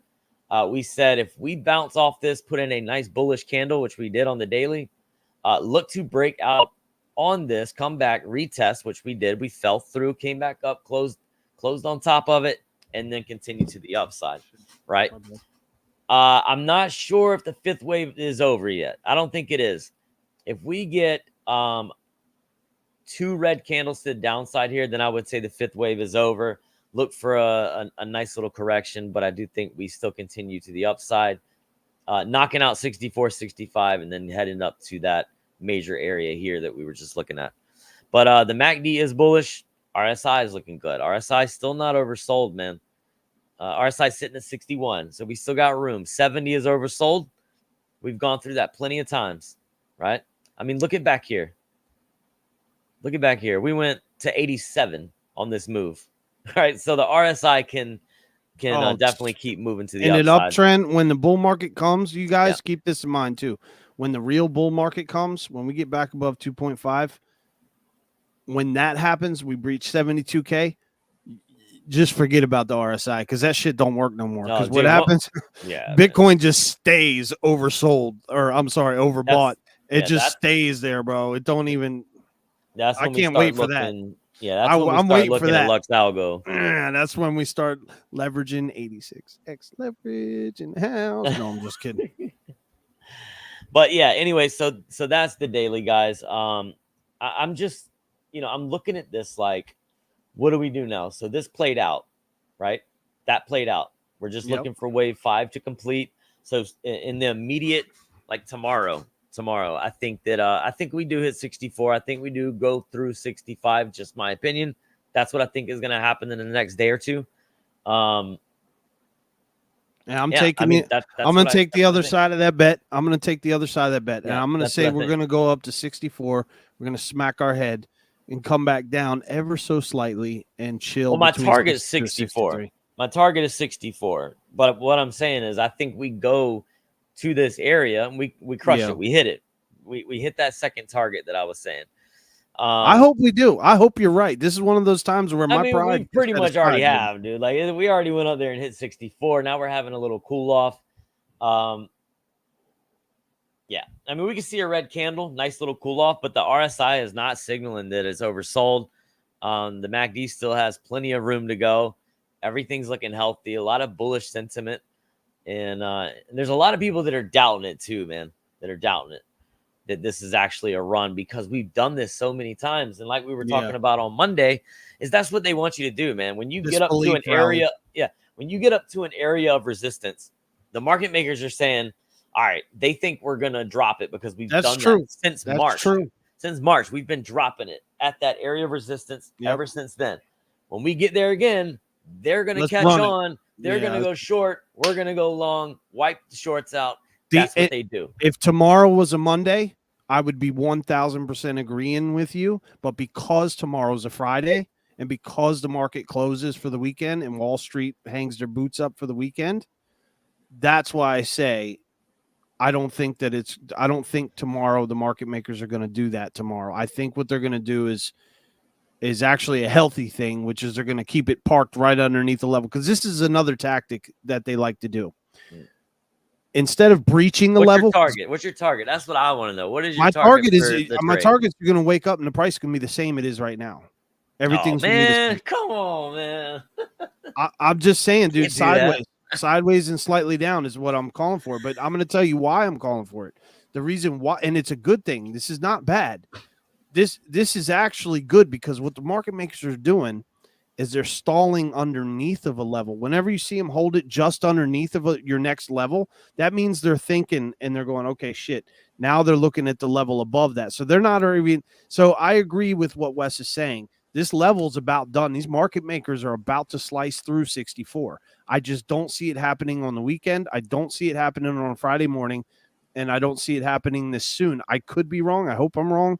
But I think what you're going to see more than likely is prices locked in. You're going to go sideways because, dude, I'm telling you right now, I just checked it again. We're at 2.27 trillion, and that sucker has not moved in 5 hours. I'm telling you, not a dollar has come in more. Like, it's insane how fucking still the market is right now. So when I see that, and price action reflects that a lot more times than it doesn't. So I'm just saying, I think what's going to happen is you might get a spike or two up there, a little flutter or two, but I think what you're going to see is sideways over the weekend. And then I see next week as going to be, Monday through Friday. I think that's when you're going to see the market makers come back alive. I think they've had a stressful week. I think they're all, chilling right now. They got one more day of the work week to go in, do their thing. And then they got the weekend. So that's why I'm saying, but if this was a Monday morning tomorrow or a Tuesday morning, my whole stance would be fucking different. It's just different because tomorrow's a Friday. And I know that people would be like, well, that crypto, it doesn't matter. Yes, it does. Right now, it does, because your Wall Street guys are the ones with the money. And when they turn the money printers on, the Wall Street guys get it first. So that's why I'm saying that's the only reason I'm pushing back. But I think, do we have room to run? Absolutely. And I think this is the best place we could be sitting. And when the time comes, which I think will probably be sometime next week, maybe, I think it will go back up there. I don't know if we're ready to slice through it like butter yet, but I think I'd rather sit right where we are for a while than try to slice through it tomorrow. I think tomorrow would be a little too soon. I know I'm being negative, bearish, whatever, but I'm not really being bearish. I'm just saying I want to see it. Let it build a little, let it cook a little more. Let the shit cook, because ultimately the more sideways we go from here forward, right? If we range the reversal's in. We both agree that's the reversal. That second buy signal in the middle there that's the reversal, right? Or the buy signal in the middle right there. That's pretty much the reversal for me. That signaled, all right, this trend's done. We're going sideways now. So counting from that thing, we've only gone sideways a couple of days. So I know people don't want to see us go sideways, but what I'm trying to say is, even if we do, bro. All right. So your call is sideways. I'm calling sideways and down. Okay. I'm calling sideways and down. Now, in the morning, you might see a little flutter to 64 because everyone's like, oh, we're going to the moon. You might get a little bit of that shit, but I don't think we're going past 64, 65. All right. So when we're doing like our trade calls, what I'm saying is, I wouldn't trade right now. On the daily. I'm gonna wait. On the day, you don't have a long open still? I closed it. I put the long in my pocket. When I saw Total Global just park, I said, all right, give me my shit. Give me my shit. I took it out. All right. So when I say a trade, so pretty much, guys, when I'm doing trade calls, at least from my end, I'm saying like until our next show. Like, this is what could happen in between now and the next time we come on Monday. There's usually but 3 to 4 days in between. Yeah, that's a good swing trade. So yeah, these are like short-term swing trades, mid-term swing trades, like that's what I'm looking at. Lux Algo. Let's get into some Lux, man, because Lux looks sexy, dude. And the only reason it looks sexy is because it's agreeing with me. and Lux has got the buy signal in, but we don't have confirmation on the buy signal yet. We don't have confirmation yet, man. So this trend catcher is still red, and the smart trail, this little cloud, this little red line here, is still red. We want to see the trend, the smart trail flip blue and come down here. That'll act as our area of support, and then we want to see this catcher right here, this red line, flip into the green, and it just hasn't done that yet. There are some bullish liquidity gaps right here. Lux Algo is bringing up. So we could come back to these. It's kind of like a CME gap, come back. There's that myth where it always comes back and gets filled. The first one directly below us, 62.2. The second one is 61.5. So we could come back down, hit that. That's what your boys. That's what your boys seeing. And then when you, well, that's what I'm saying though. Like I'm seeing though. I'm just saying what the next couple of hours. I'm saying like, by Monday, we'll be up here. Like that's my I'm not saying like by Monday morning night or I'm saying by Monday morning. You think Monday morning it's possible by Monday morning. I just think with all the noise that I'm bringing into the FOMC and all the other worldly shit too. So I'm not just looking on the charts. I'm thinking about Wall Street's moves and shit too. When I'm making this call, it's not just on the TA. I'm more so thinking of it just from the weekends. You know how orders get thin on the weekends. Bitcoin kind of goes, it's like liquidity gets sucked out. That's what I'm kind of basing it off. Let's see the target. So right now, I think we could come down, fill these liquidity gaps, still above 60,000. Still above 60,000. So this is that trend line. Lux Algo put it on here. I'm pretty sure that's the trend line we had up. Right here, this little red line. I don't like how it does that. And then if I cut it off, it looks ugly.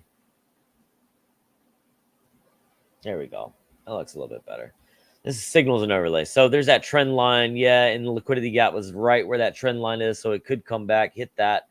But Lux Algo, man, when this does flip, and when it flips, we got to close above this little smart trail here. That little red line. We'll close above it. It'll flip into the blue. And 9 times out of 10, that'll give us confirmation in the trail, or the catcher will turn green as well. But those targets that it's given us now is going to be 64.7, and then the top one's going to be 69,000.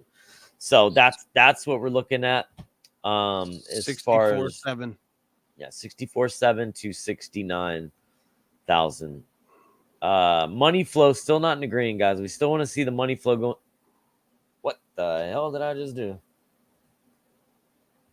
Money flow still not in the green over here, but we did just get a nice little green dot here, man, saying that we are catching some momentum again and pushing to the upside. Money flow still not in the green. It's barely in the green. It's trying, man. It's trying. That's the smart money flow right there. Barely in the green. We want to see that get a lot darker, a lot bigger. So that's something to keep an eye on. Let's do the Fibonacci extension. Where is this supposed to go? This entire move. Boop. Get back to the retest. So yeah. So on the Fibonacci extension, man, if you extend it to the 168,000, that's where we want to see this go. That's where we want to see this go. 68,000.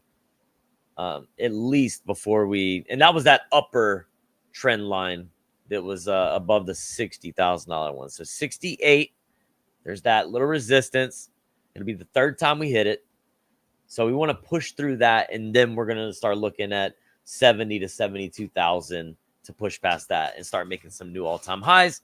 Then price discovery, man. Fucking price discovery. Put the jetpack on. Let's go. Yeah, so I mean, you know, it's for me. We're basically we're agreeing. We're not really disagreeing on what we're calling, because I think it's the timing. It's the timing, but we only got a week and a half left till October anyway. So you got 1 week. If we don't get above the 68, let's just call it 65 to be easy. If we don't get above the 65 by this weekend, that's going to start the sentiment off next week as, oh God, and boring people out phase, which is what I think is coming next. Because if you look at the reversal, and this, I'm not going to keep dragging on about this reversal point, but I just want to say it one more time. When that reversal happens, time starts over. In other words, all that shit we just went through, market makers don't give a shit. Reversal just happened. So in the market maker's mind, they're saying, okay, now what are we going to do? Well, let's drag them sideways for a couple more freaking weeks. It ain't nothing to these market makers. As long as there's people willing to buy and sell at those levels, market makers will drag that shit out. You know why? Because they make money on every single trade. So it's like a stockbroker. He'll sell you 1 million shares every day because he got paid on it back in the day individually. Now the game's worked a little different, but the principle is the same. You're trading sideways. There's room to go sideways. This is why I said I could be dead on coming into October, because a week and a half, 2 weeks, I hope I'm wrong. Go ahead, send it, because I need my alts to pump anyway. So I don't give a shit if I'm wrong.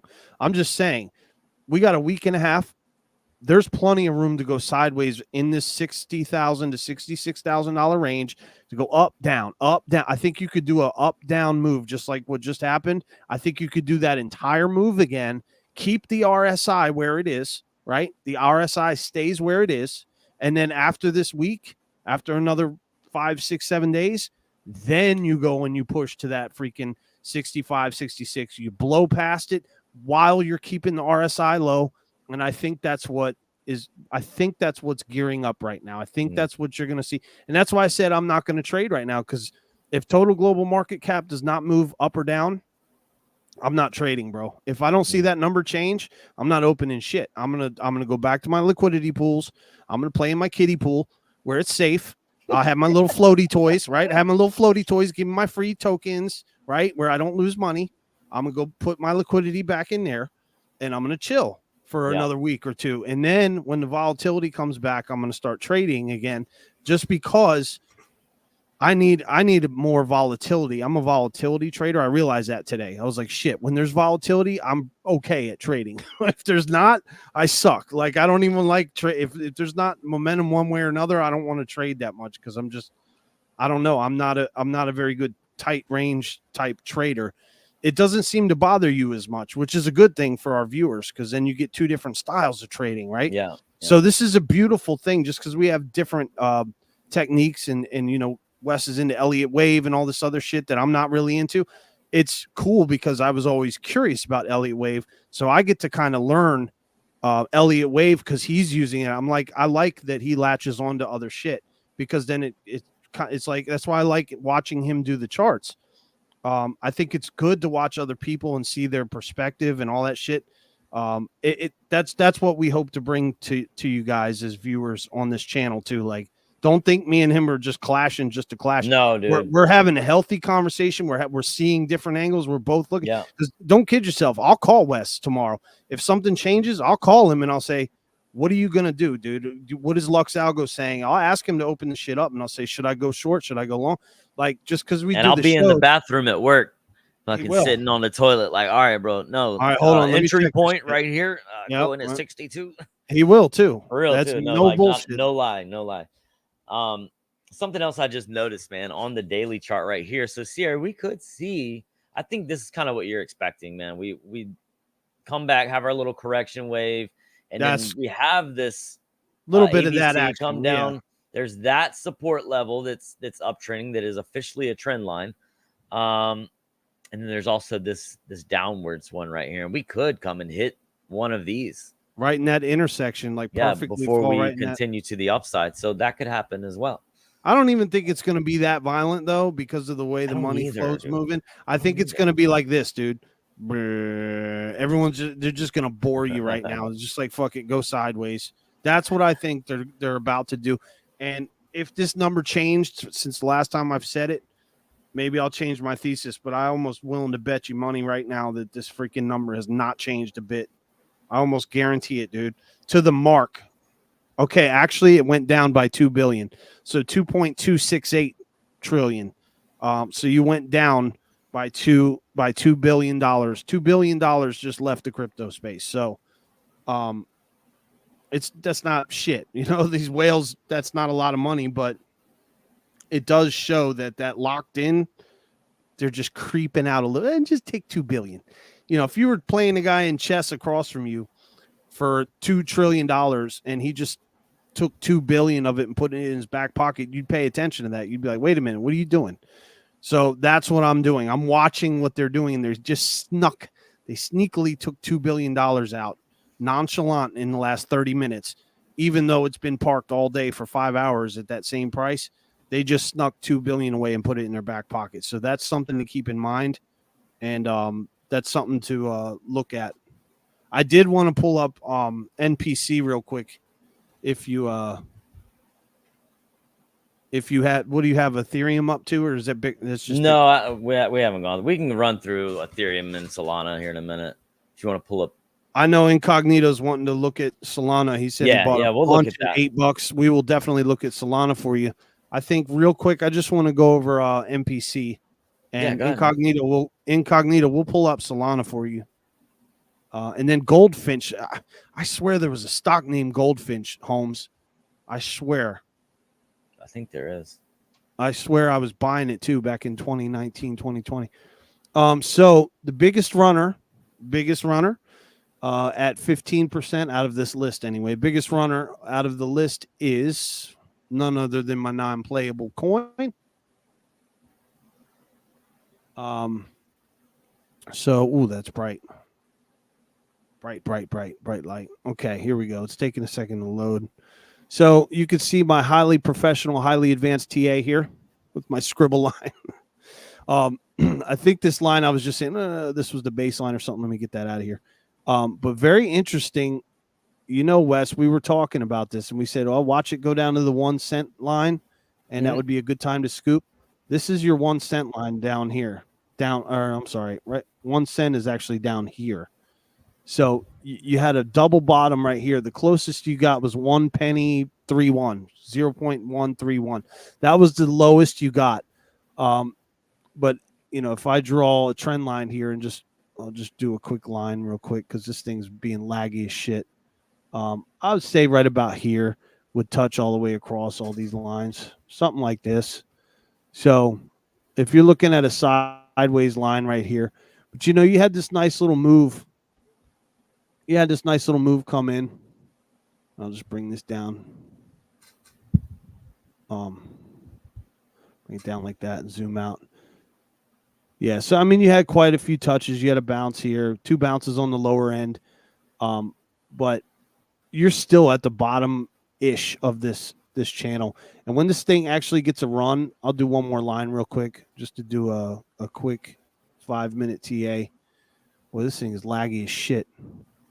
I'll take it from the bottom of this move and I'll go like this. And then I would probably just take it if we say that that's the bottom. This is a very conservative price target, by the way. So somewhere around here, touching back up in this, that would put you right back up at this channel, which would invalidate this weird funnel channel I got. That's just the overall range I'm doing. Kind of like when you track a hurricane, you know, that's kind of what I do when there's not a whole lot to base it off of. But now that we're seeing some action, I'll remove those and say that this would probably be the new price target, which is up around 3.5 cents. You know, the Twitter page is calling for $1. We're going to need some serious money to come into this bad boy to get up there. But shit, I hope it does, man. Let it run up there. But anyway, it had a good pump, 15%. A low cap, but not a complete shitter. So good community. Very loud on Twitter. I think Pepe's one more is doing not a whole lot of action on Pepe. Real quick, Do you hold any of Pepe? I don't. Still? I don't. But I'm really reconsidering. Some, didn't you? I'm reconsidering Pepe, Mumu, and Whiff. Pepe, Mumu, and Whiff. I'm reconsidering. Well, I will say that Pepe is one that my brother told me about because of TikTok. And he's on TikTok. He's got like 2,000 or 3,000 followers. Like he does good on there. Man. Yeah. But he said that, and this was a long time ago. He kept telling me, he was like, Pepe is the one that everybody is shilling on TikTok. Yeah. So that's gonna be, you know, whether you're on there a lot or not, there is a lot of people that use it and are on it. This is kind of interesting because I've been tracking this since back here with Pepe, and it's kind of stayed in my little channel here, top, bottom, top, rode down to the bottom. Look at this. It respected my gangster down here at the bottom. You see this? You see this shit though? I called this. I'm gonna delete this. It tried to punk you out for a second, dude. But it tried to punk you out for a second. But what did I say? If you remember though, what did I say? I called this shit. I said, dude, I think what they're gonna do, they're gonna drop it below this channel, and then they're gonna bring it right back in. And look how tight this shit is. You can't even make this up. Look at this. Just move the line. Look at that. Look at that, dude. No, I don't even need to look at it. No, it perfectly broke below it and broke right above it. Look at it. It's bouncing right on it perfectly right now. Literally right now. Yeah. And this I haven't changed this in like 5 months. This trend has been here for about 5 months. And my price target for Pepe is still up here where this. If you don't see the finger. So if you're going to take a measured move, if you're going to do a measured move, right? Let's just say you got in right now. If I'm right, that's 230%. 230% move. I mean, that's not going to make you famous overnight or nothing, but that's nothing to shake a stick at either, depending on what you put into it. So for me, Pepe, even right now, is still at a hell of an entry, dude, because look at this line right here. It goes all the way back. This support line goes all the way back to freaking March 7th, 2024. So you're talking, this is a sideways March, April, May, June, July, August, September, 6 months, 6 months of bullshit. You know, you could have rode it up and down and dealt with it for 6 months, or you could just buy in now. You know, it's only up 3% for the day. You're sitting at a $3.25 billion market cap. It's fairly safe meme coin. In my opinion, it's one of the stronger meme coins for this run. I think it'll do well. And I had to sell some of my Node AI the other day to pay bills, unfortunately. But I only sold, I think, $1 out of it, and it was the highest thing up at the time. Arbitrum Boop is getting a pump. Are you a holder of Boop? No. Either am I. I got out. It was for a while. 30%. 30% pump on Boop though. Arbitrum pumped to 55 cents. The little engine that could. GMX at $24. Grail token back over 1,100. That's good to see. Yeah. DMT's at $40. Still on fire sale, dude. On DMT. Still on fire sale. Say Chain, I think, is up at 33 cents. Not a whole lot of action there. So yeah, that's it as far as that goes. I'm gonna let you bring up Solana, but I will bring up Let 'em Cook is at 13% pump for the day, and when. Let's look at when real quick. This is my little slow roaster here. When is going to be kind of like your equivalent to PayPay for Solana, in my opinion. Not a whole lot of crazy action, but you could see we're just kind of going sideways again. I got a nasty price target way up here, but yeah, I don't know, man. This everything on this is almost pointless to look at until Bitcoin makes its move. I'm gonna let you pull up Solana for incognito there. Sounds like they bought a wicked amount of Solana at $8-9, which if I would have had the money, I would have done it myself. I would have went crazy when Solana was $8. If you packed your bags, you did very, very well. Wes, you want to go ahead and bring up Solana? Yeah, I was wanting to look at Let 'em Cook too, but it won't. Oh yeah, it's you not can pull coming that up here. Well, it's not showing up on my end over here. You want me to pull it up? I got it on this one. You want me to pull it? Yes, yeah, I want to look at it. Yeah. Let me add it real quick. All right, let's see here. All right, Let 'em Cook. 19% pump today. Let 'em Cook. Not too shabby. $3.2 million market cap. This thing is still juicy. I'm excited about this one, then. This is going to be one of my bigger holds, and it looks like it's about to break out of its previous swing high, dude. It looks like it is. Wow, you already got above this. Dude. Yeah, you already got above this level right here. Would have been my major level of resistance. I would have put that level somewhere in here. I would have put it right about here. Well, no, because you're above it right now. Because oh, this thing laggy ass shit. I would say that's a major level. That's a major. I'd do a range. Anywhere man. in here would be my zone. Yeah, I would do a range from here to here. But I I'm would looking put a at range that from here to here. Yeah, that previous you're above it. high that is trying you're to above break it down. either way. Yeah. You're still above it, even if you put the top right there. That one could definitely break out soon, man. This is one that I have a high conviction in because of Shred and in the group chat there on Twitter. And those guys are bullish, man. They never stop. They are fucking relentless, dude. Always working for that bag, dude. And I really, really like this one. I'm going to hold on to this one for a while. Low cap on Solana. I mean, everybody knows Cook, dude. Let 'em cook. Everybody knows it, man.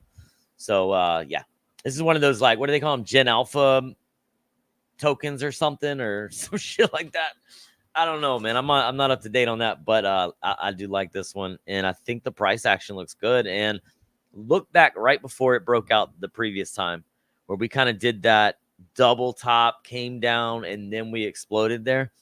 Go back to July of last year. July.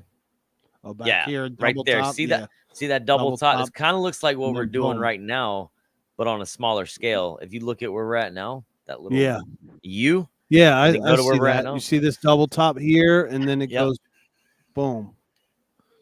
Yeah, so I could kind of see something that. like that. And you're actually, instead of getting the V shape, you kind of got a V shape here last time and broke out. Right? You're getting a cup and handle action right here. Look at this cup and handle. Yeah, and it's starting to break out from that handle. Boom. But I want to see the volume, man. I want to see the volume come back in. That's all of crypto, man. All the volume has completely fallen off. Looks like we're getting a nice little candle bar, volume bar now. But yeah, I want to see that shit come in and explode.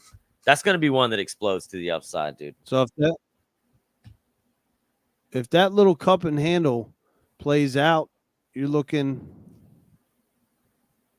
at a possibility of coming up here, 0.005 in the short term. Because it's kind of an ugly cup and handle, but it's a cup and handle. And like I said, I've been trading them all day, and they've been very good to me. So, technically that is it. That's where the price is right now. But you could see If you took it from right here, that's the lid of the cup. Boom. That's the lid. That's the top.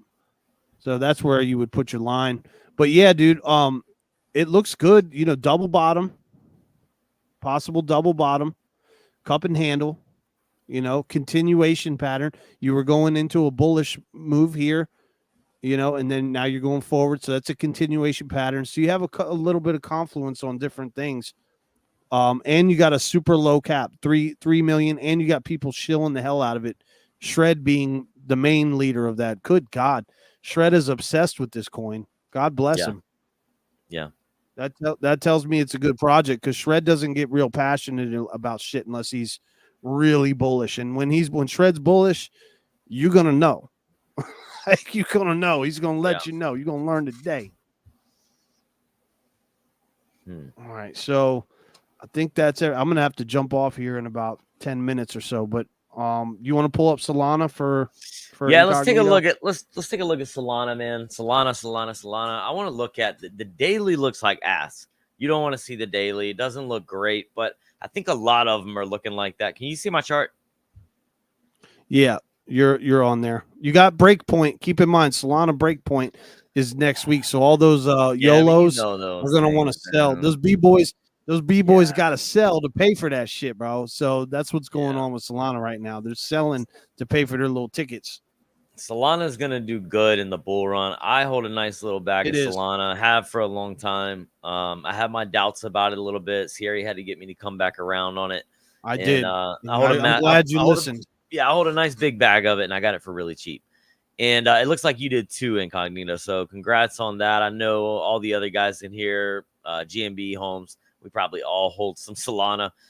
And on the 4 hour, man, we just got a buy signal on the 4 hour. It is confirmed. We got our trend catcher is flip green. We got some nice big green candles. The green candles, that means that we are in a nice little bull market, little bull run, you know, within this time frame. And smart trails blue. We got green catcher, green candles. Targets are to the upside on the 4 hour. First one's going to be 145, which is right around the corner. Second one's going to be 152. And I think once we get the 152, you'll see this daily. Oh, that's the weekly. You'll see this daily flip too, right? This is the daily. And we are starting to make higher highs and higher lows. So that is a good thing, man. We are starting to switch direction here. Got a nice little bullish candle here. This is actually a nice big green candle. You just can't see it because of Lux Algo. But this is a nice green candle here. That's bullish as fuck.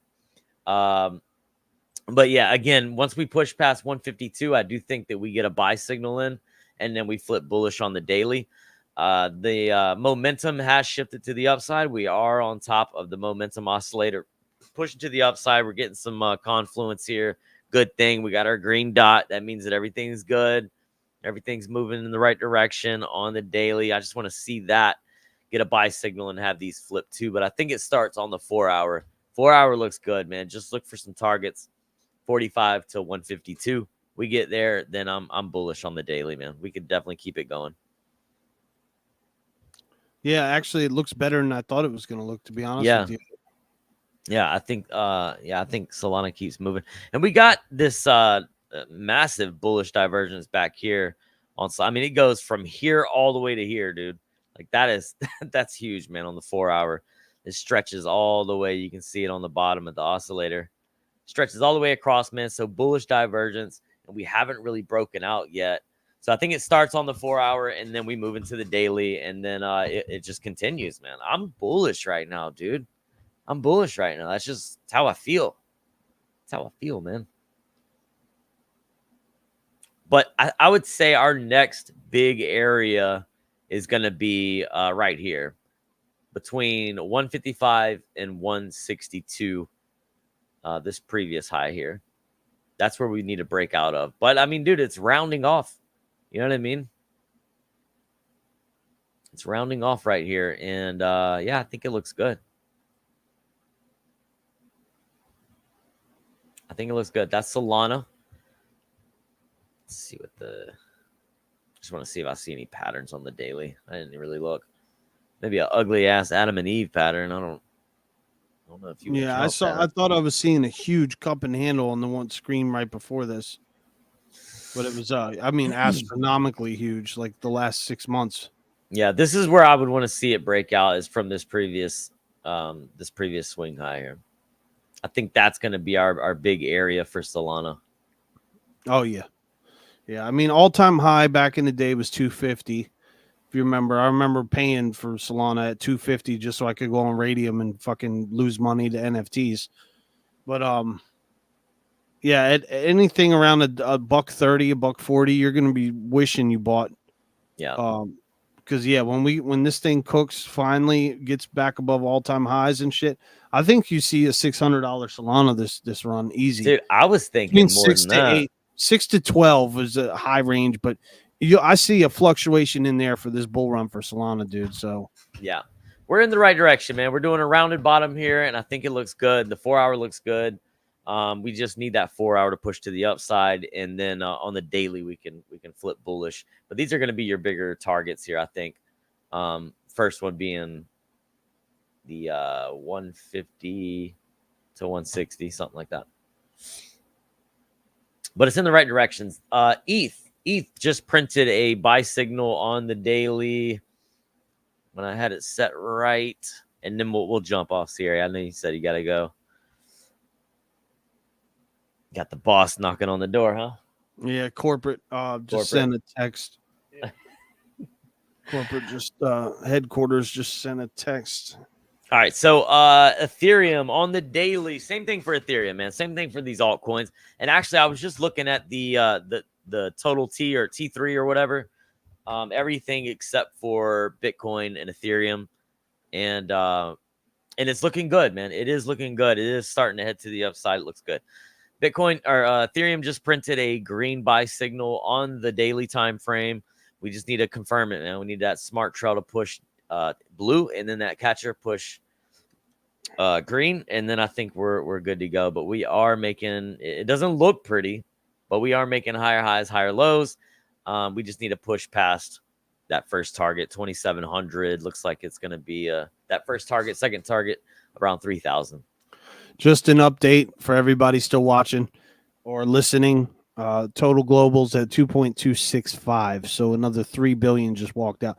So since we've been streaming, it's not that big a deal because it's only $5 billion, but it is a big deal because we were at 2.270 for literally 4 or 5 hours of the rest of the trading day before me and Wes got on. So I was sitting in front of the computer pretty much all day.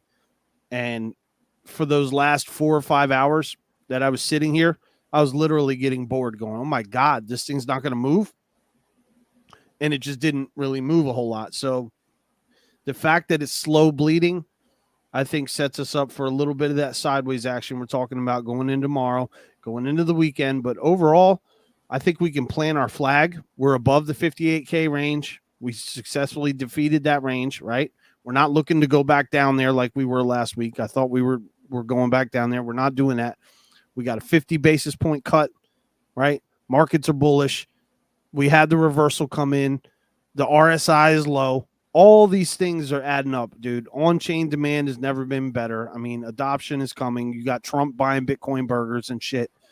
Sentiment is turning around. I mean, you can't ask for a more bullish situation going in. So if you're in now, congratulations. You're probably going to make it as long as you don't screw it up. Don't round trip your bags. Don't panic sell. We'll be here. We'll be here to help you. If We'll you be got here. questions, ask. We'll shoot you an answer if we have one for you. But yeah, copy what we say, not exactly what we do in your own way. Don't always follow your influencers, but have your own brain on your shoulders. Take the best of what you can from your influencers or your content creators, rather. Take the best of what they have to offer you. Roll it around in your head and then make your decisions, because ultimately you have to win the game. We don't win the game for you. We're just trying to beat the odds, man. That's it. We're trying to beat the odds just like you guys are. We're trying to figure out what these market makers are doing just like you guys are. And hopefully we provide some insight into what we think is going to happen. And we're not always right, but I will say this. We had about 5 or 6 good calls this past week, bro. Did pretty damn good. Oh, solid. dude, it was like 5 in a row. Yeah, dude. Did pretty damn sweet. And yeah, not bad at all. Lux Algo is going to be sponsoring us. They're going to be doing about $500 per video for us. Yeah, going forward. We do have a huge announcement for you guys. We're going to get to it. Really cool stuff we got coming up. So, and that's okay. Lux can send that over to the Ethereum wallet. We will share that in the description and the link down below. What's your? I have a question real quick. What's your total global market cap say right now? Okay, so is it 2.11? 2.11. Yeah. What does yours say? No. Global market cap is 2.265. So what is this? 2.11. It says total market cap. That's not global though. So that's not everything. So that's not everything. So what you're seeing there is probably minus big, not minus no, Bitcoin. Dude. It's got, I mean, I don't understand global. It should be global either way. Because nothing is just based in the US. I always go off of CoinGecko. I just trust CoinGecko's numbers better. CoinGecko makes it easier too up top. But sometimes I know some of them don't include like the really, really low shitters. Like I know some of them don't include. Yeah, that's why they're. It could be that. It could be that, but in relative theory, I think what's important. I don't think it matters more so if you use CoinGecko or if you use the one you're using now. But whatever one you use, stick to it and get used to it, because then you could see the patterns better. So if you decide to use CoinMarketCap's global, you use it, but pay attention to it every day. Like me, I use the same shit every day so that my brain gets used to. If you're trying to learn Spanish, hang around with Spanish people, eat Spanish food, go to Spanish restaurants, watch Spanish movies. If you're trying to learn investing in crypto and charts, look at the same shit every day. Look at charts every day. Look at if you want to get total global market cap, look at that shit every day. Like with Wes, he's Dude, I just get on here and fucking play around. Wes has gone from not knowing shit in 2020 literally to teaching me shit on charts. And so it's like, if you want to get into something, just because it looks confusing in the beginning, you think I understood a word Chico Crypto said the first fucking episode? I looked at him and I was like, what the fuck is he talking about? I didn't understand a word that man was saying. I was like, what the hell's a blockchain? What the hell's a layer 2? What the hell's a key code? What's a seed phrase? What's a DeFi? What's a Uniswap? I didn't know shit, but I just faithfully watched every single day for about 6 months, every single day, 4 or 5 videos a day until I learned the language. And so if you're just coming in, you're at that stage, we were there, bro. Like, don't give up, because the shit does get easier. The more you're in it, just pick good people that you watch. Pay attention to what they do. Listen, try to pick up the language, try to pick up the flow of the words, try to pick up the charts, and it'll become second nature. Like for Wes and me right now, it's like second nature to look at shit. So excuse me. All right, man. All right. So that was fun, man. Incognito, thank you again, man, for stopping by. Make sure you're subscribed, dude. Yeah. Hell of a name. Make sure you're subscribed to the channel, man. We appreciate you for being here. Crypto Holmes, GMB, thank you guys. Much love to you guys. And everyone else that showed up today, we appreciate y'all very, very much. We're going to keep coming back. We'll see y'all on Monday at 12 o'clock. And I got a little treat. I got a little treat for you guys first. Yeah. All right, here we go. Hey.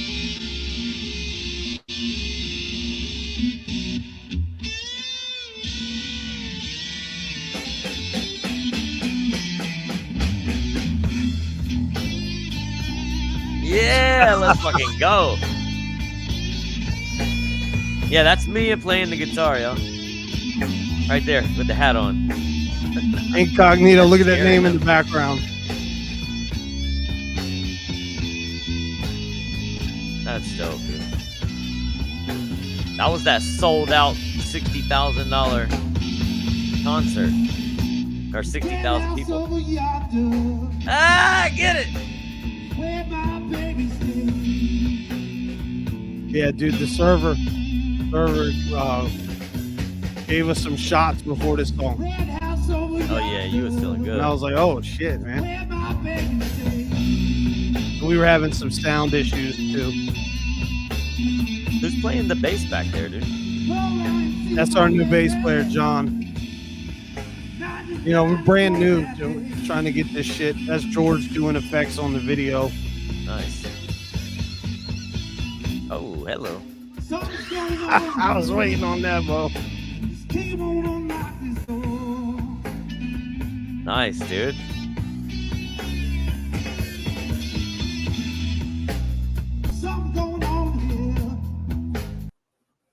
All right, that's Hell a little yeah. teaser. I'm gonna roll the credits, but All just gonna right. do a little teaser, dude. All right, guys. We appreciate y'all for coming in. Make sure you are subscribed to us on all socials at the Crypto Remora. Make sure you're following Siri at Siri Crypto and myself at Crypto MacGyver. Much love, and until next time, peace out. Hey, are you gonna send that test? You got my wallet address. You could send that test network token. Oh to me? yeah. I'll get it to you, man. I'll get it to you. Bad. It's the one that says bad motherfucker on it. All right, hold on. You gotta send me the wallet address again, probably. Oh, you need the seed phrase too. Yeah, send me the seed phrase, and the wallet address, and I'll get that right over to you.